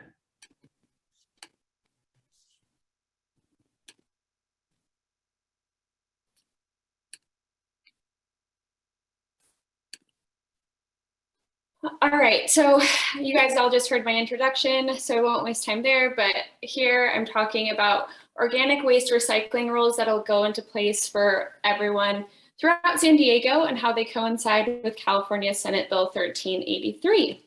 So what 1383 is a statewide law with the goal of diverting organic waste from landfills with the intention to reduce emissions of short-lived climate pollutants like greenhouse gases that pollute the air and contribute to global warming and climate change. The city of San Diego is planning to meet this mandate through the implementation of organic waste recycling programs citywide and food donation programs. For reference, organic waste is all food waste, such as food scraps generated in food preparation areas like lettuce butts or orange peels, and food soiled paper, such as coffee filters and napkins, and your yard waste, which includes things like grass and leaves. To bring this closer to home and give you a better idea of its impact, the Miramar landfill alone collects 900,000 tons annually of trash. Based on waste characterization studies that were just held back in 2012, about 39% of that material is organic waste. Back in 2007, our city recycling ordinance was created to help divert recyclable materials from our landfill. Now we're updating the ordinance to include food and yard waste recycling, which recently was passed by council and signed by the mayor. The new recycling rules are a big change for the way that we normally do things. The city is working on an implementation plan that will explain the new process in detail and roll out and how it will begin once we have essential equipment, staff, and policies are in place. Due to the size of the city, implementation will not begin all at once. Instead, it will be done in phases. Every home, residence, and business will receive their appropriate equipment, such as a green trash bin, or a collection container if they do not have one already. So now that you have some background, you're likely curious how this will affect you specifically. Whether you're a business or live in a single family home or multifamily home, everyone will be required to divert all organic waste from landfills. To start off, I'll cover information on if you're subscribed to a private hauler, like a business or a multifamily property or HOA, and then I'll transition into our city collection services. So for all of our businesses, you'll have to start collecting your food scraps and food soiled paper in a color-coded container of your choice. This will look very different property to property, depending on what type of business you are. So it's important to work with your hauler to set up the appropriate service level. After collecting the material in your food preparation or even in office areas, you can empty those containers into designated outdoor organic waste bins, which your hauler will service at least once weekly. Now for multifamily apartments, condos, or if you are an HOA with a private hauler. In your kitchen, you will collect food scraps and food soiled paper in a container of your choice and dispose of this organic waste container or in your organic waste container that will be placed by your trash or recycling container. And your hauler, again, will service this at very least once weekly. To reiterate, if you're under a private hauler or a franchise hauler, these services are available to you now. You can start off by reaching directly to whoever manages your waste management services, whether that's the hauler directly, your HOA, or your property manager. If you do have any issues or you want further technical assistance, you can contact my department directly, and we're happy to assist as well. Now to your residential and curbside homes, which I'm sure many of you have. So if you're a curbside customer, we have a revised collection process, and you will be receiving a new collection schedule, as well as a delivery of a free kitchen pail and a green collection bin if you do not have one already. For those of you with a green waste service now, this is a big difference that we will be shifting from bi-weekly collection to every single week collection once a week. So it's very important that you do not put food waste in your green bin until you are notified of your new weekly collection schedule and receive that free kitchen pail. So similar to a multifamily home or HOA, you'll start collecting your food waste in this kitchen pail. You are responsible for taking it out to that to your curbside container and wheeling it out weekly for that service, where the city will collect it and process it from there. Overall, just to hone it in, we do want to remind you all that the City of San Diego Environmental Services Department is here as a support system. You can contact us directly for in-person or virtual technical assistance to set up recycling, organic waste, or even edible food recovery programs. We offer training presentations to employees and tenants, and we also have resources available on our website, such as signage and handouts. With that, I am going to open the floor to some Q&A or even concerns that you have and want to voice. I'm going to go ahead and post my personal information in the chat as well, and these two resources listed if you do want to reference them after the fact, so that they will be available to you even if there's not time and something comes up later and you want to ask a question. But thank you everyone for your time. Well, that was good, Megan. So if you can get out of the screen share, then I'll see if people have questions. Yeah. I'm going to start though. So for myself, I just want to make sure as a resident, then I will be putting my food scraps into my greenery recycling, and my plants and food go together. Is that what's going to happen?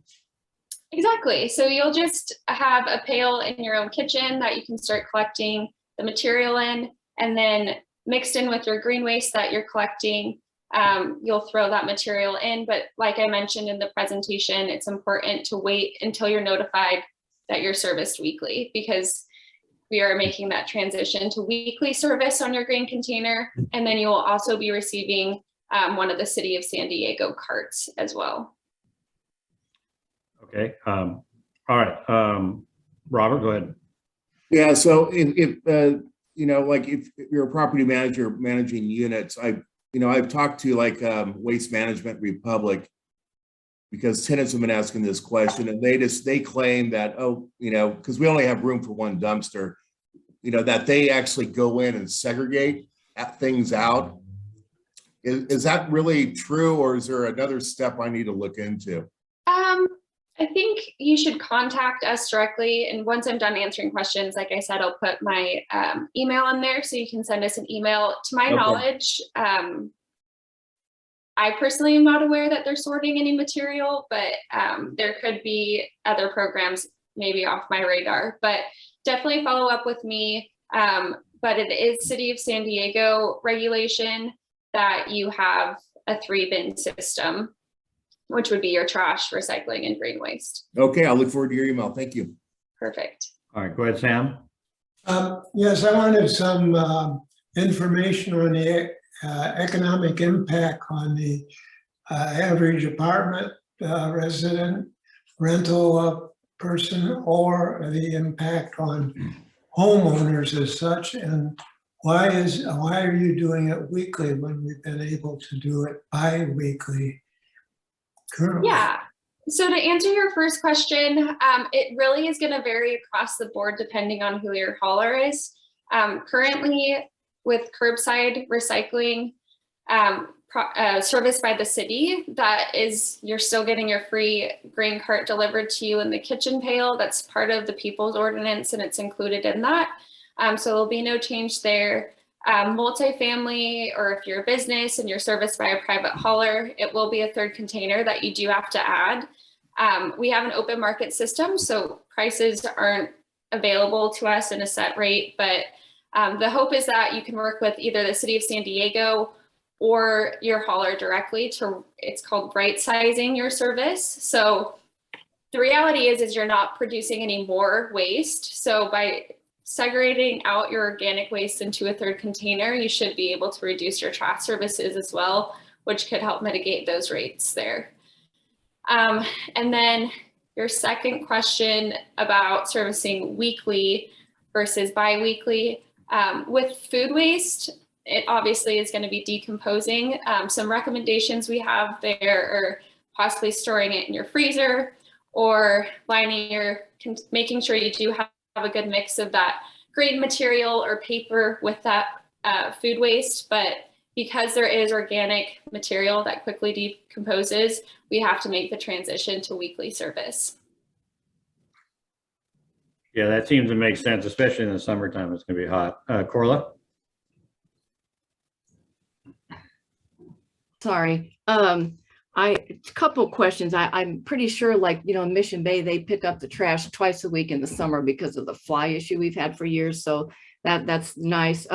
Those of us that are using our own recycling bins, will we be getting a big green bin from the city? And also, will the blue recycling, paper, cardboard recycling continue to be bi-weekly?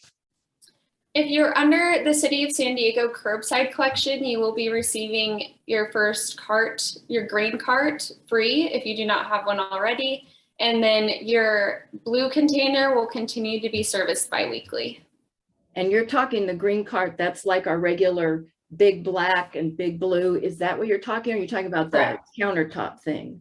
So if you're a City of San Diego customer, you'll be receiving your curbside cart, which is similar to your trash and recycling that you already have, but you will also be receiving a kitchen pail for your personal kitchen. Thank you, Megan. Mm-hmm. Tracy, I see you have a question. Yeah, hi, Megan.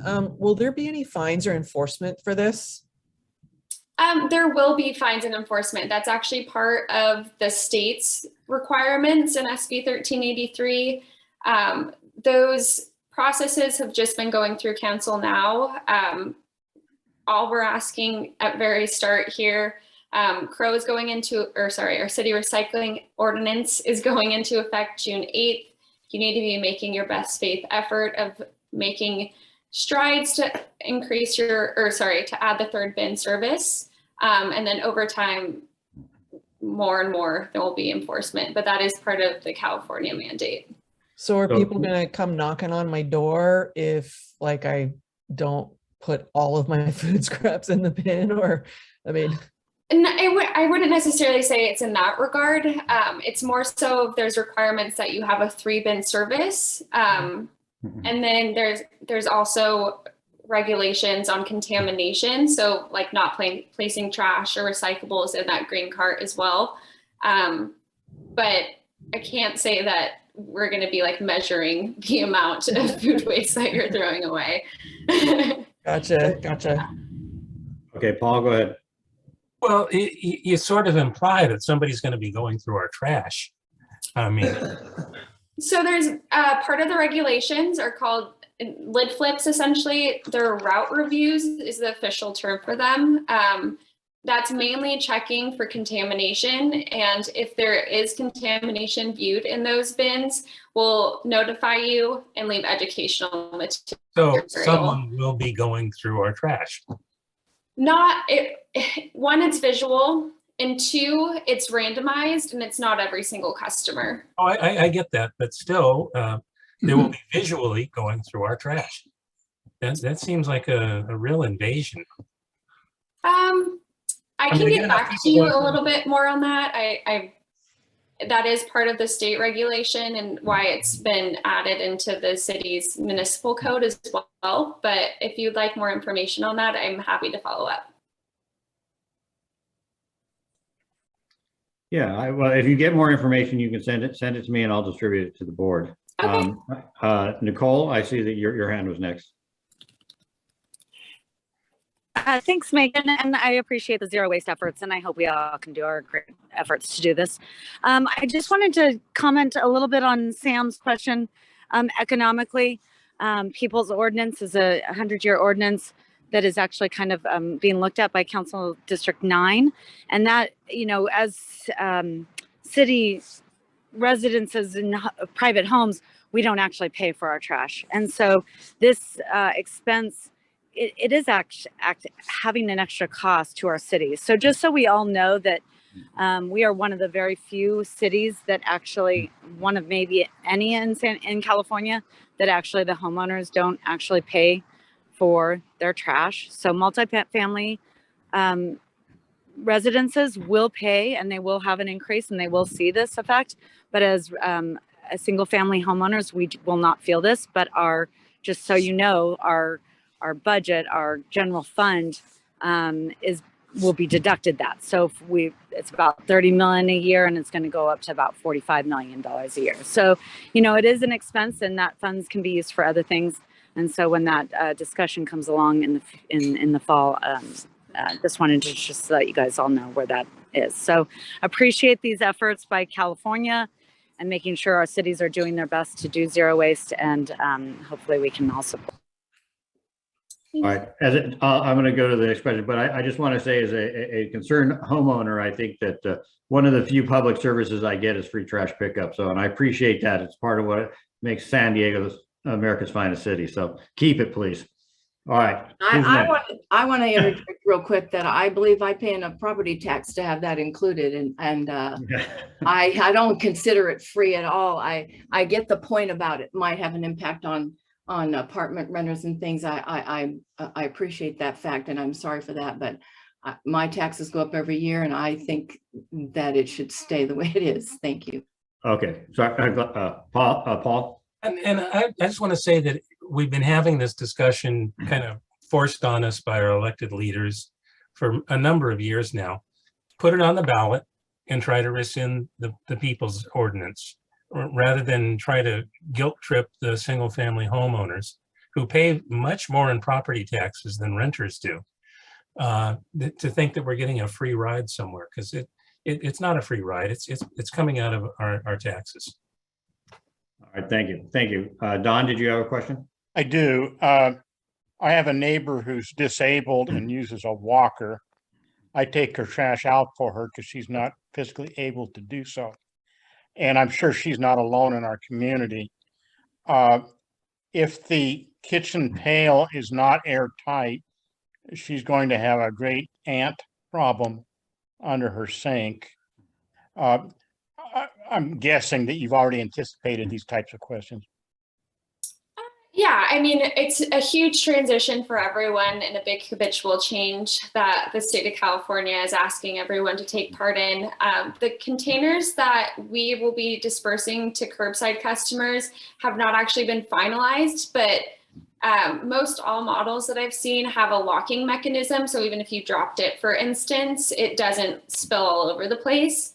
And then, like I mentioned earlier, if it is available, keeping it in the freezer, I highly recommend. That's what I do now when I go take it to my composting. So that kind of just slows down the decomposition process. Obviously, you're not going to get ants in your freezer either. And then you're also welcome to use whatever container is convenient to you. We have people that use old Folgers containers. There's people that use old yogurt containers. Really, whatever is the easiest transition for you. We're just hoping that providing the kitchen pail will also aid in that transition as well. Thank you. Mhm. All right, Brad, go ahead. Thank you.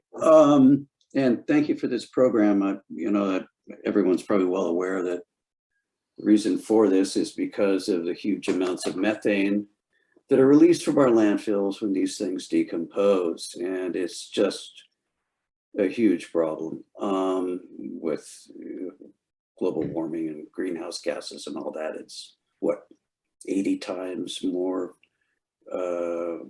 warming than carbon dioxide or something along those lines. I'm no scientist, but anyway, I wanted to, there's a couple things.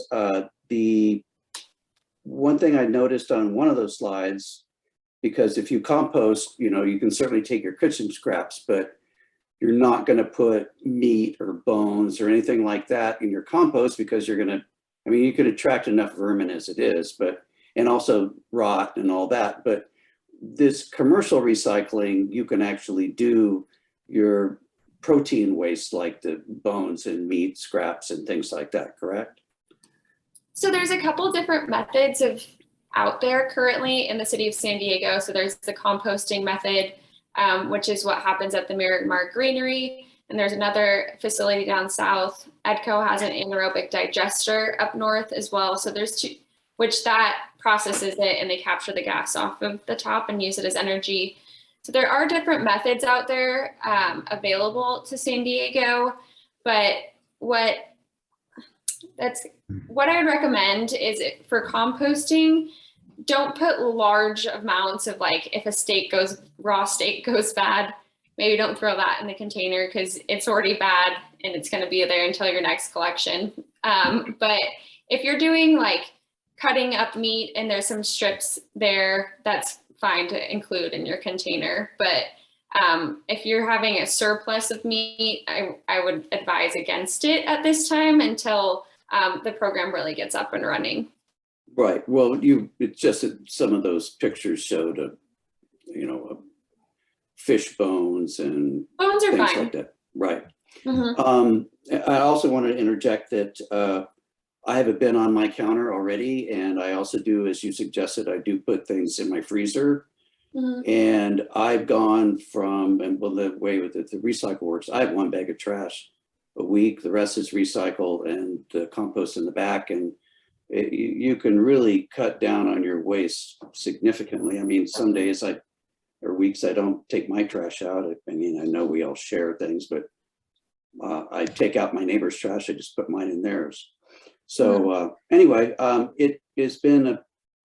it's not that much of a inconvenience once you adjust your thinking, and I don't know, it's a good thing to do. Thanks. Thanks, Brad. Thank you. You're welcome. Well, Megan, I'm really glad that we got together and you came here and shared with us. So thank you. And thank you so much for the time. Yeah. And again, I'll throw my email in there. If you guys do have any questions, whether it's later this evening or 3 months from now, feel free to shoot me an email and I will get that answered for you. But I appreciate you having me today. Thanks, Megan. Thanks. All right. Then we're going to move. I left on here the update for the Voltaire Street Bridge for Dawn. I saw some email traffic on that over the last couple of weeks, so I don't know if Dawn, if there's anything new on Voltaire Street bridge you want to share with us? It's a long process. Last year, it kind of went into a black hole with people working from home and miscommunication. In January, we paid permits to have, or we paid fees to have the permits pulled. That was 5 months ago. Pardon me? Plant tech fees. Plant tech fees, I think. Okay. Yeah, we paid money to the city to have the fees have permits pulled, we thought. And that was 5 months ago. City departments are still reviewing what a simple railing would mean. So that's basically where it is. I'll turn it over to Joe to explain more. I've started to receive plan check comments.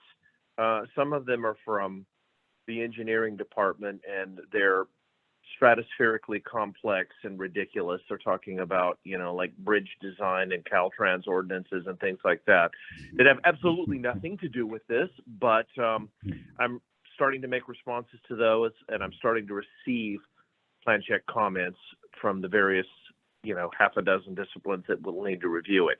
So, it's plodding along. Like Don said, the city kind of went into a dark hole, and just nothing really comes out quickly anymore. It's a universal complaint, but we're working ourselves, or we are working our way through the process. Perfect. Thank you, Joe. Thank you, Don.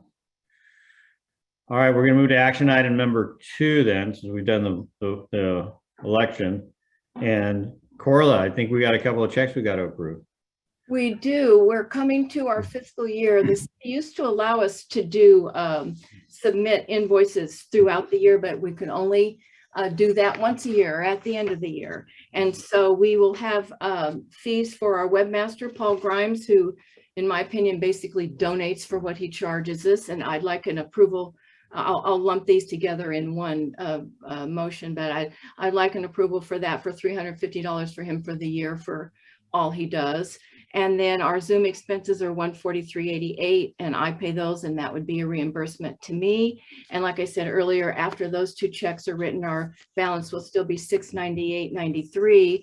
And basically the Zoom and the webmaster expenses use up our $500 stipend.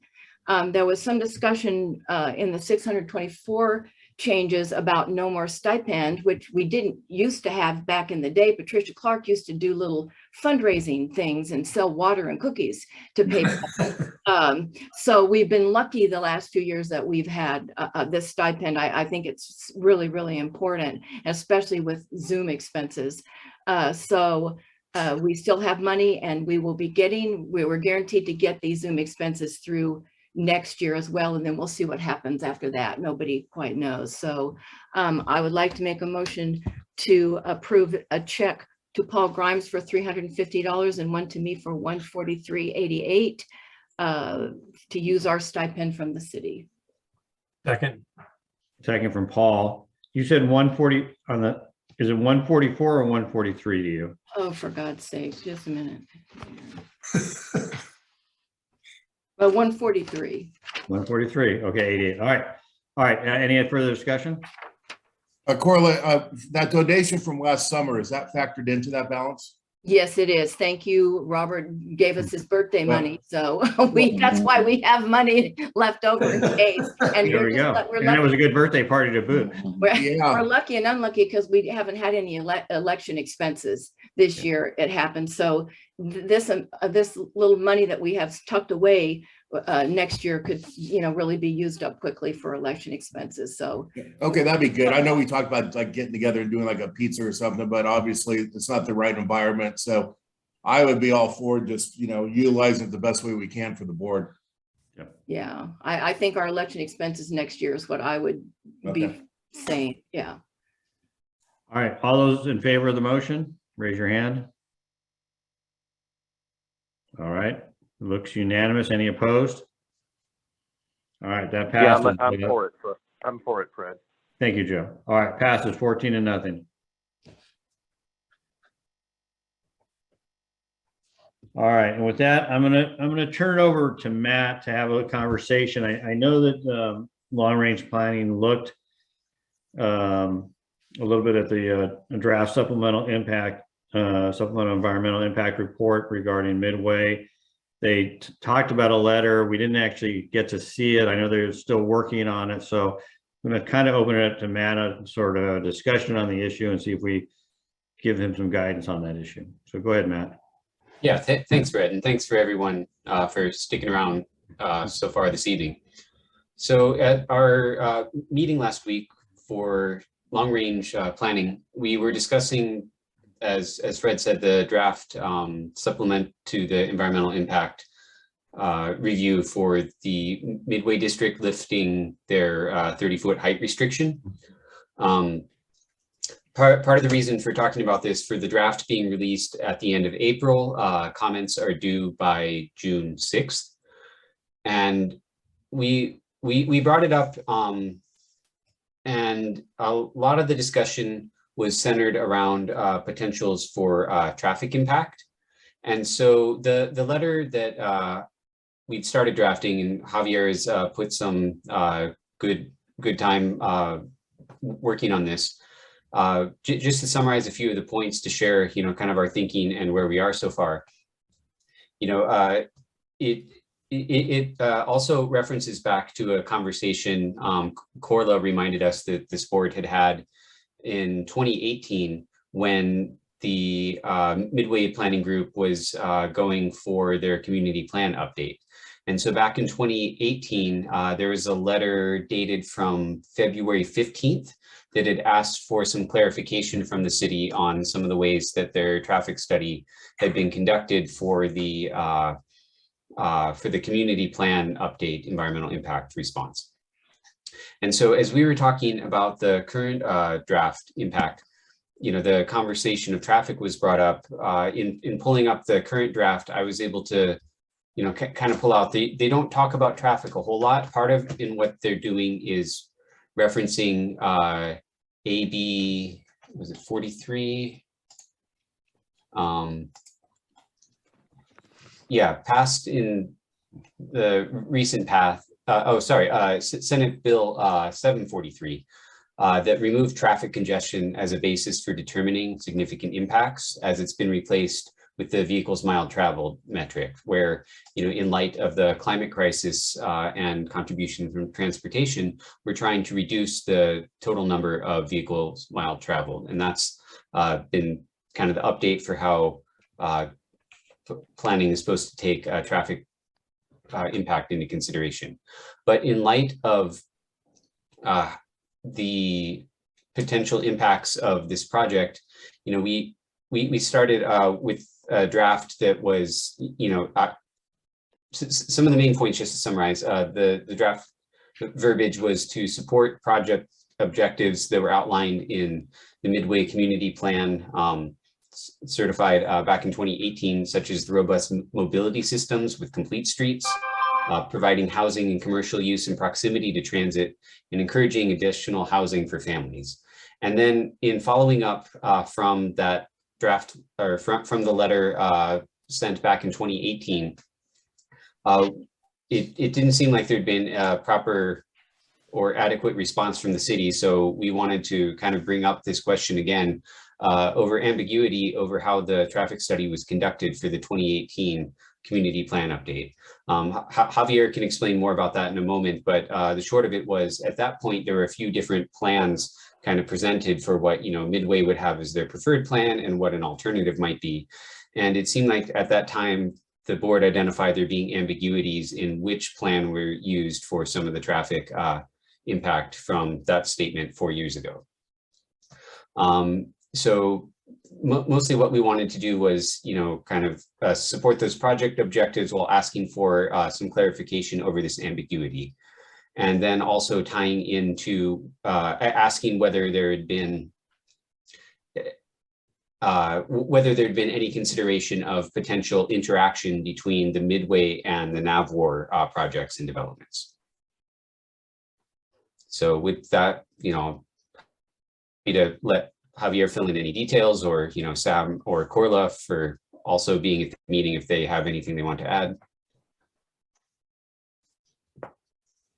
Yeah, thanks, Matt. And as Matt said, we didn't meet last week, and it's just unfortunate that the deadline for this response is June 6th. So it's kind of a short cycle. So we did put together a draft, and I'll be happy to pop it up in the screen and just chat real quickly about it. But as Matt said, that the courts did require the city to go back and complete their environmental review with the 30-foot height reduction. And the supplemental impact report sort of supplements the 2018 programmatic EIR. And in the initial study, the supplemental impact report only identifies visual impacts as an additional impact. And they state that all the other impacts, traffic, noise, et cetera, were adequately addressed. So going through it, we basically had 3 questions. One was that we wanted clarification for. One was the land use assumptions.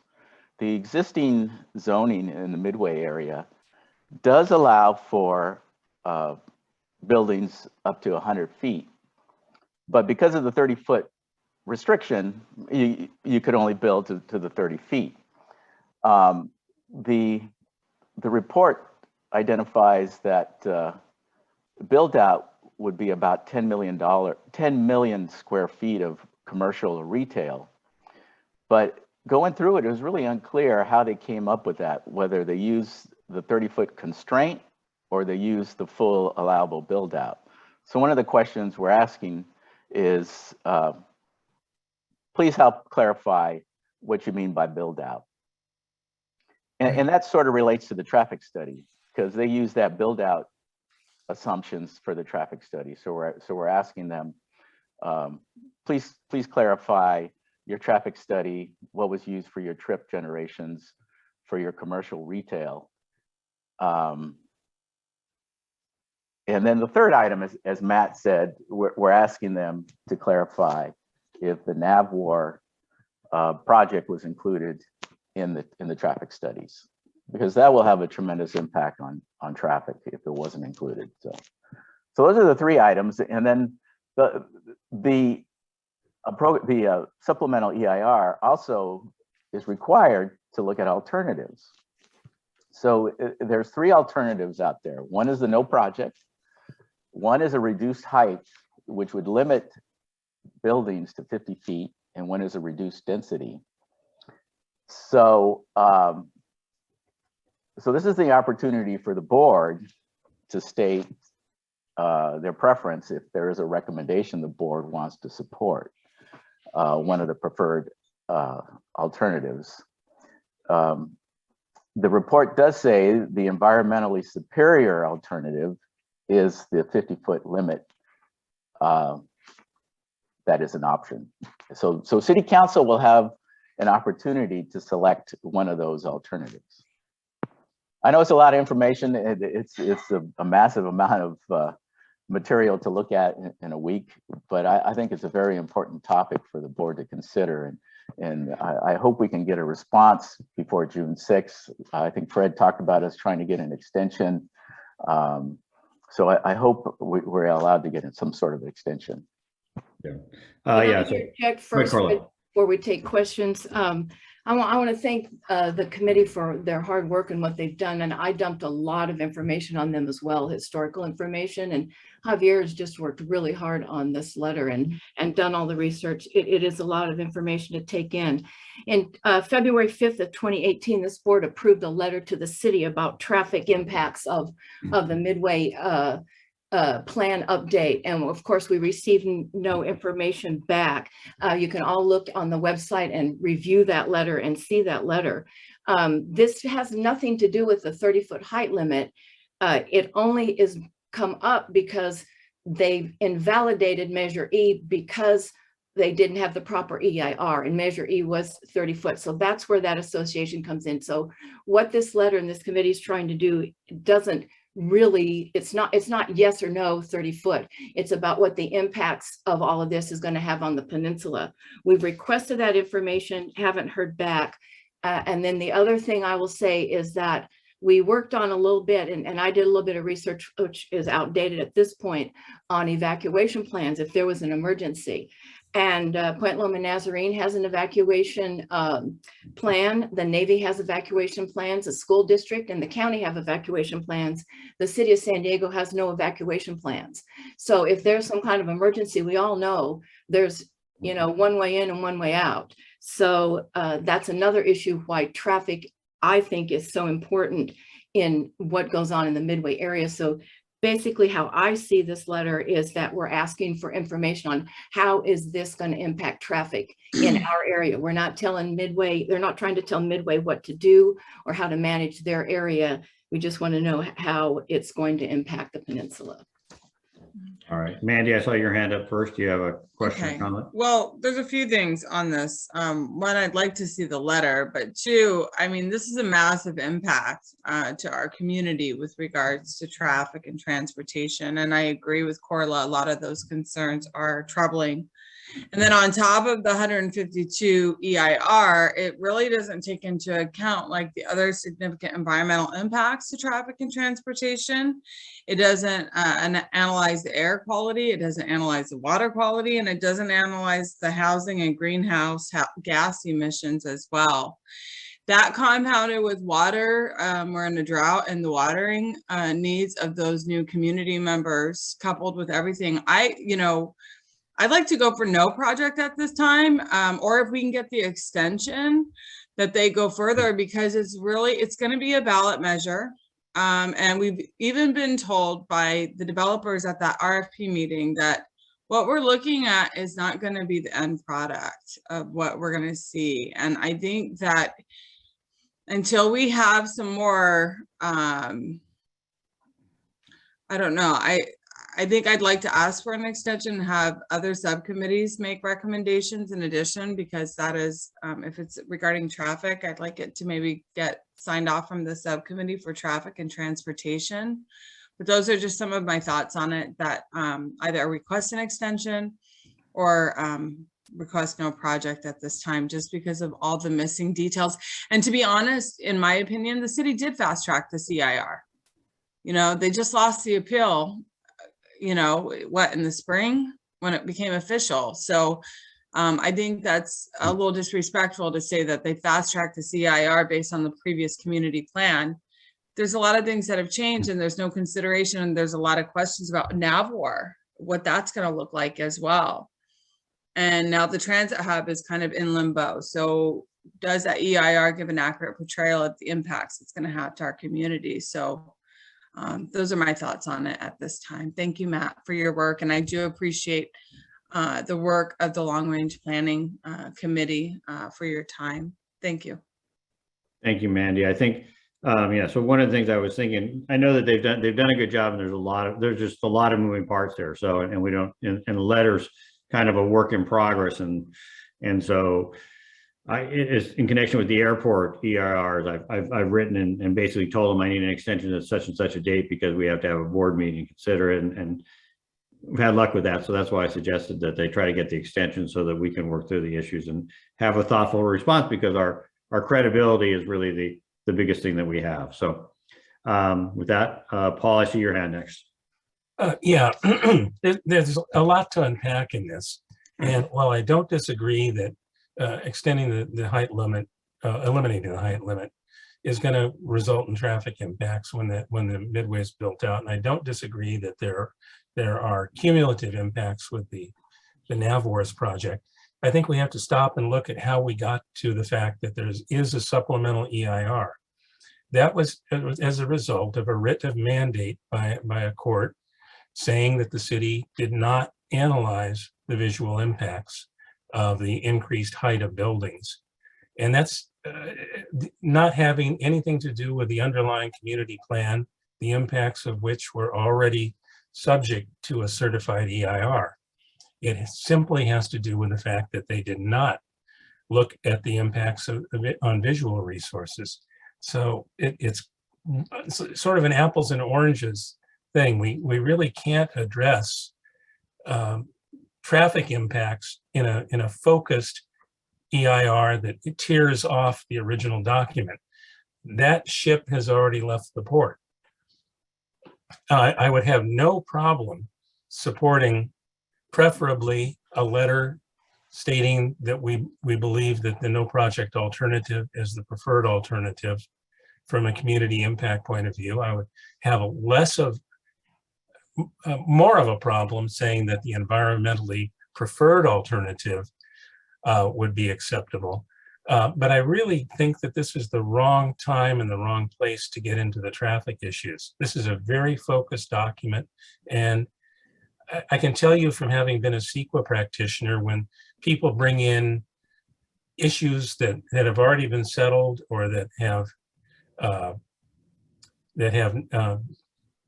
not been not already been the subject of a certified environmental document.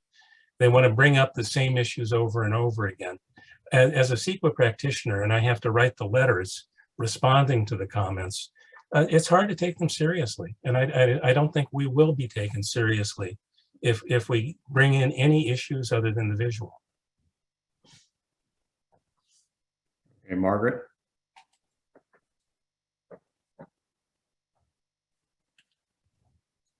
You're on mute. Well, with all due respect, times have changed and they're changing rapidly overnight on the environmental aspect of things, especially here in San Diego and coastal communities. We live on the most dangerous tip of California in general. The reality hasn't sit in with people. Yes, it wasn't, a big deal back in the day when most of you had experience sitting on CEQA boards or what have you, but the reality is we're sleeping on it. I mean, we really, really have to address this, and we have to address it pretty quickly. And we have a voice, we have a right, we are the Peninsula. So however we feel we should address this in this letter, we've got to do it pretty quickly, because as many of you know, these extensions, we can ask for it, but they have pretty hard deadlines on when to get, our input in. And they have been promoting this for quite some time. I've seen it in the other groups that I attended. So the only thing I wanted to say, Javier did a great first effort in the letter. It is quite long. I would love for the board to have a chance to have that letter circulated so you can read it, you can look at it and provide your input with all the experience that's on this board. As we know, the city doesn't like to read 2-page, letters, but it was a great first attempt. And I think that we can come to a really good suggestion from the Peninsula in this letter. And I'm not sure, Matt, how we're going to do that in the tight frame that we have, but the environmental part of it is huge for us, being a coastal city and a coastal community.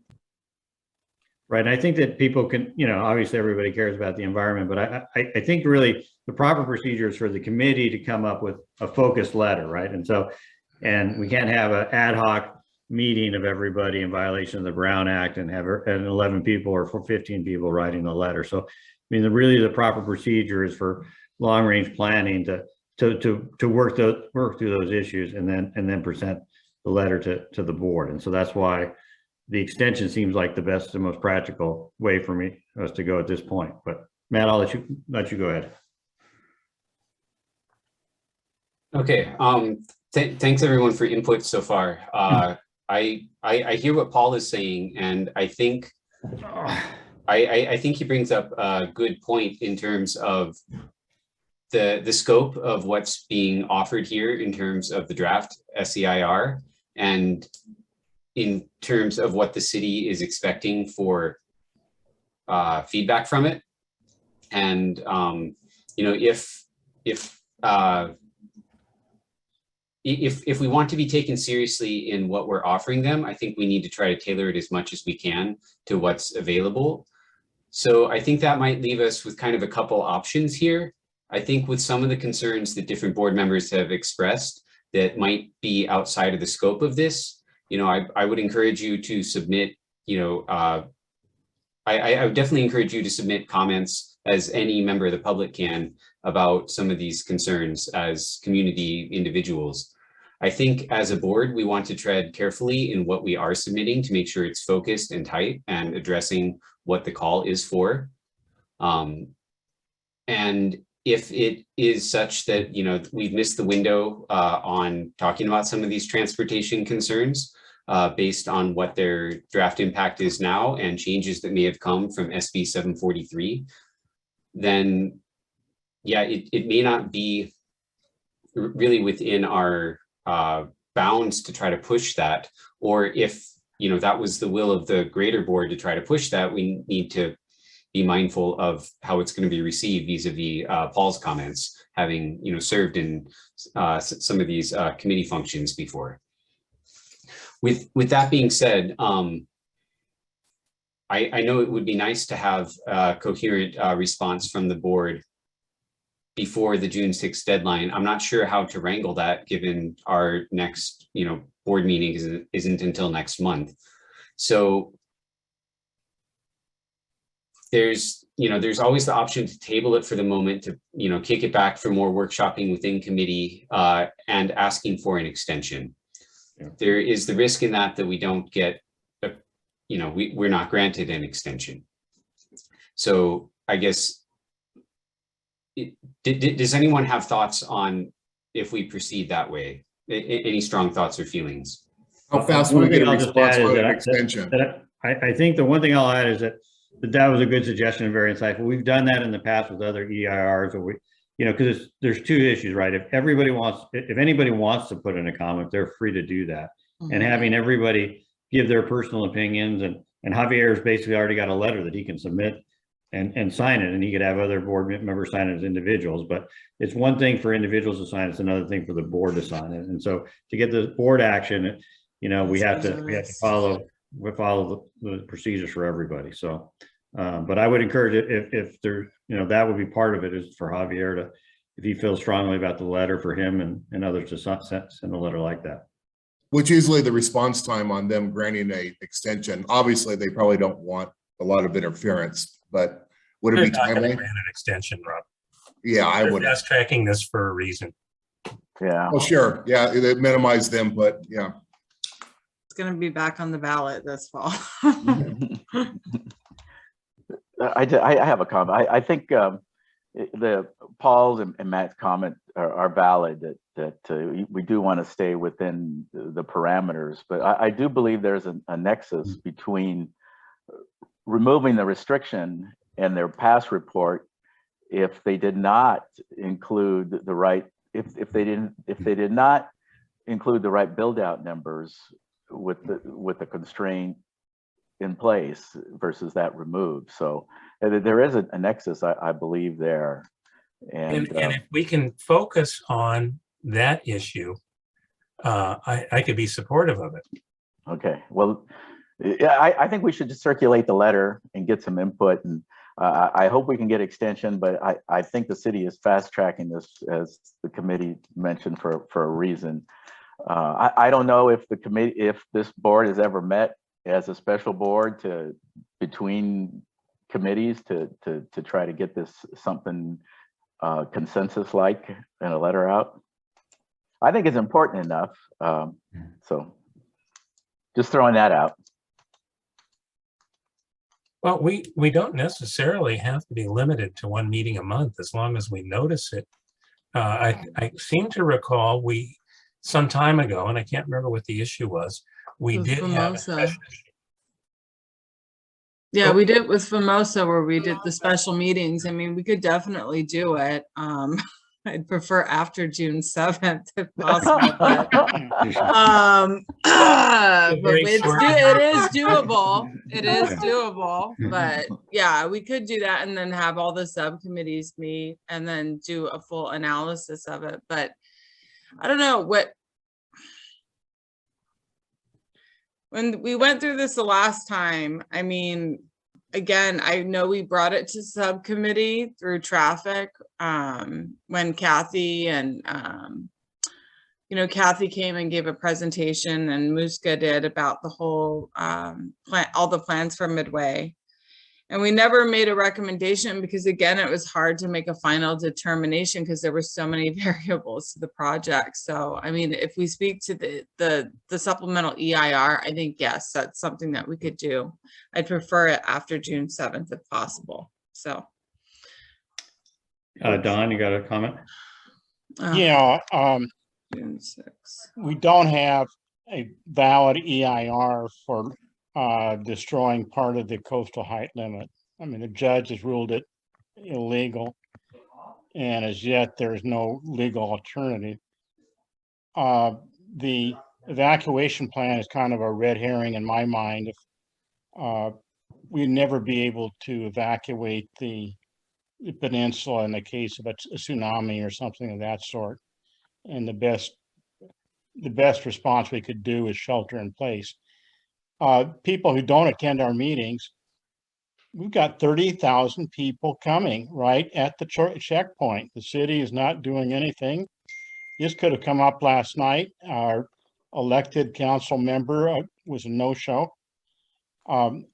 If this is an action item, I would support a letter that asks for an extension and that the board is not comfortable taking a position on this in the absence of more information.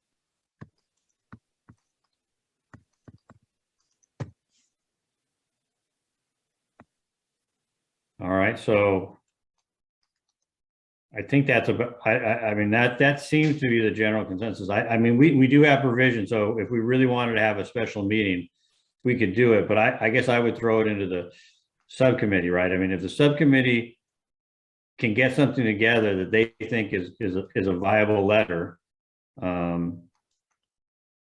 and put it in a spot, and then we'd have to do 72 hours notice, we could have a special meeting just to consider this one issue. So, but I think, you know, it's the work of the subcommittee to put that letter before us. And otherwise, the only alternative is to ask for an extension and see if we get it or not. And I agree with everybody that given the politics of the job, it's unlikely. So I'd be willing to make a motion for a special meeting, Matt, if you're down for that. I don't Are know. you talking about special full board or committee? No, just subcommittee, I think is what Fred was saying, because so that way we don't break any. I don't think we need a motion for that. I think you and Javier, everybody who's on long range planning, you guys get the letter. Then if you get it and you're ready to go, then you let me know. And then we see where we're at on the June 6th deadline. And can you send over the draft of the letter that you have so far so that we can start looking at it? Is it possible to do that without a Brown Act violation? why don't you put it, if you have it, put it in the chat right here so people can. Do you want to share it real quick and everybody look at it, screen share, or I don't know how easy it would be for him to get that in the chat. Yeah, and I don't actually, I mean, I don't know, if you send it around via email, I don't think that's a Brown Act. As long as you don't comment on it as a board. Nobody can comment, you just send it out to everybody, and so everybody's got a copy of it so they know. I think we would send it out as a direction so that everybody can have a general flavor for what's going on. Okay. Yeah, I think that'd be helpful just so that we can see what you have so far, and then we can, you know, add or remove or make recommendations based on what you have so far. So is that letter on the screen? It is.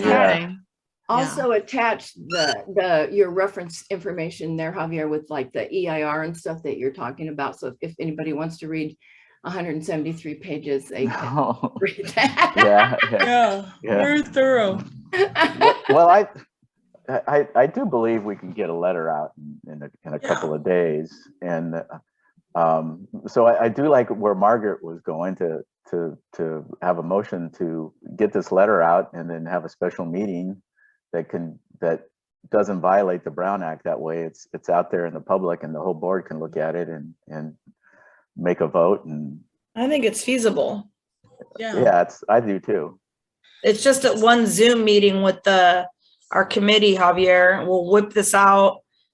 And yeah. Well, what time do you guys typically meet?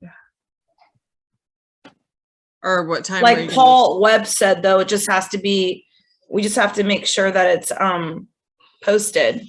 Yeah, and etc. You can meet without any approval by the board. You can meet. Yeah. So that's something we can do after this. Just so I think you guys should get together, and I'd be happy to participate in the drafting of the letter or the revision of the existing letter. That would be awesome. Great. And Mandy, awesome. I don't know, Mandy, if you want to take a look at it. I'd like to look at it too as well, just because. And the committee's just getting started. They don't have a formal regular meeting date and time, and they just met last Thursday. It was after project review. It was, you know, it's just hard getting going and everybody's busy. So that was another constraint. No, I get that. But what I'm saying is the committee can have a meeting, appropriately noticed. And then if there is a draft letter that comes out of that, then we notice a meeting of the full board. Yep. Yep, a special. Yeah, meeting. that would be the correct procedure. Yes. That would be it. Yep. And so I think what you would do, what I would say, send everybody a copy of the letter so everybody can see at least the beginning draft, so people are up to speed on the issue. No commenting about the letter back and forth. Schedule the meeting, iron out the letter. Oh, and when you schedule the long range planning meeting, also, notice everybody on the board, because some people may be interested in attending. And then if you guys get a draft letter, we'll do it. We'll get a special meeting and get it approved or not. So I will continue with my motion for long range planning to hold a special meeting to construct the letter with the deadline of June 7th in mind. I don't think we don't need to have a motion. They can just do it on their own. Yeah. I think Matt can Matt can schedule a meeting for long range planning, whatever works out for Matt and Javier and you. Well, I mean, I'm in favor of this plan in general, but I'm about to leave for travel for a scientific conference and a holiday with family after. So okay, I'm not going to be able to take on that scheduling. If someone else is going to be able to from the committee, Javier, I'll do it. Okay. You need to make sure that you guys have a quorum with your members, because we weren't able to have, I'm not on the committee and I'm well, not. we have what, 3? So if there's 2 there, that outnumbers it makes perfect quorum. There's 4. So it's 4? me, So you need you, 3. Margaret, Javier, and Sam. So if I Sam would can't have to be there. If I can't be there, the 3 of you have to. Okay. Sam, are you okay with that? Okay. Yeah, if we can get it. And then Paul, if you'll join us, that would be very helpful. I will try. Thank you so much, everyone. All right, perfect. All right. Well, thanks, Matt, for getting us going and started. I know it's in a week, it's a big assignment. All right. Well, I think we put that was a good, healthy conversation for everybody. So with that, I'm going to turn down to the final stretch here. So do we have any committee reports, and is there any committee action that we need to take to get Brad placed on as a board member on any committees? Well, I think we want him on project review, right, Joe? Yeah, I think he should go on all committees since he came back. Yeah, you're back, Brad. Traffic, all that. I'm seriously hopeful he'll go on project. Yeah, review. we definitely want that. So. Well, I Yeah, think and committee chairs have to propose him being on. Oh yeah, well, you're more than welcome to apply for any of my subcommittees, Brad. I'd love to have you on any of those. I appreciate all your contributions. So Thank you. Gonna make you blush. Yeah, I already am. You just can't tell. It's got too much light on my face. Anyway, I had talked to Joe about project review. I've been on it for what, 4 or 5 years? Long But time. I'm not sure about the numbers on that. I mean, are there quorum limits on subcommittees? Or is it a meeting of a full board if there's 8? Mm-hmm. You have to be careful not to have a full board, but there's been discussion back and forth for years about Right. whether or not you do need a quorum at committee or not. But we have been operating under the assumption or rule that you do need a quorum to meet on some committee, but that has been debated. Well, it's not so how much a many quorum, it's members just do we a- have on project review? Yeah, I was just Yeah. counting. It Oh, looks like well. there's 7. Yeah, I think that would mean that'd be a full board meeting. Right. Yeah. Oh, So yeah. that's a little limiting. So I mean, that was my thought. but Robert Javier.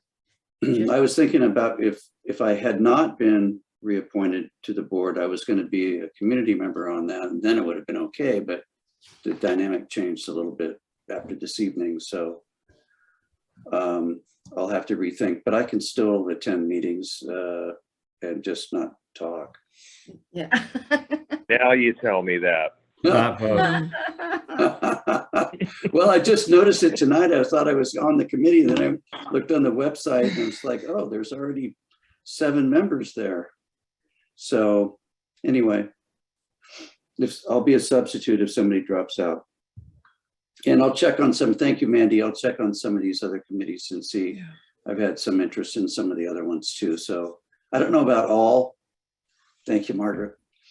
But, Now that you're back let me on, we check. want you to be happy, Brad. Join the Okay, committee well, you want. And I'm sorry, I'm just, I'm distracted with other things that are going on and that have taken up more time than I, in my personal life than I had anticipated moving into. You may know, but my parents are, 95 and 93 tomorrow, and there's all sorts of stuff going on. So I'm over there every day. So don't overcommit. Yeah, thank you. I appreciate that. Let me, Matt, you got a comment?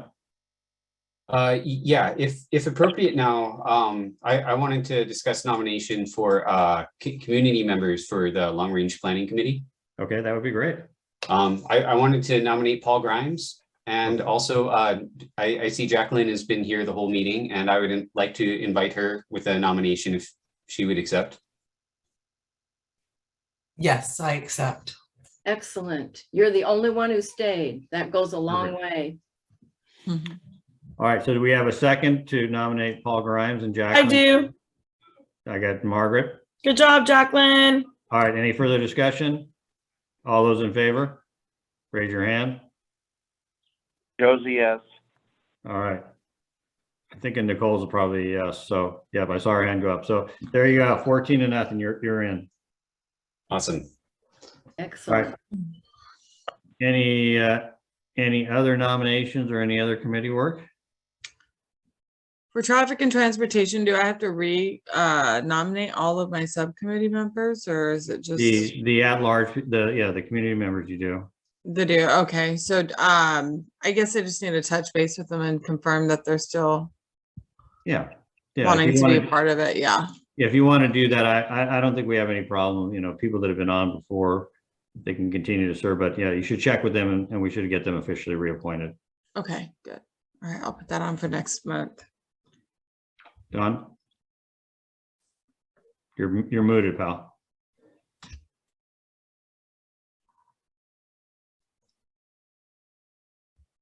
Jacqueline may not be aware that she needs to do a Cal workshop clearance. Who? For subcommittees, I don't think. Yes, you do. Yeah. You do. Oh,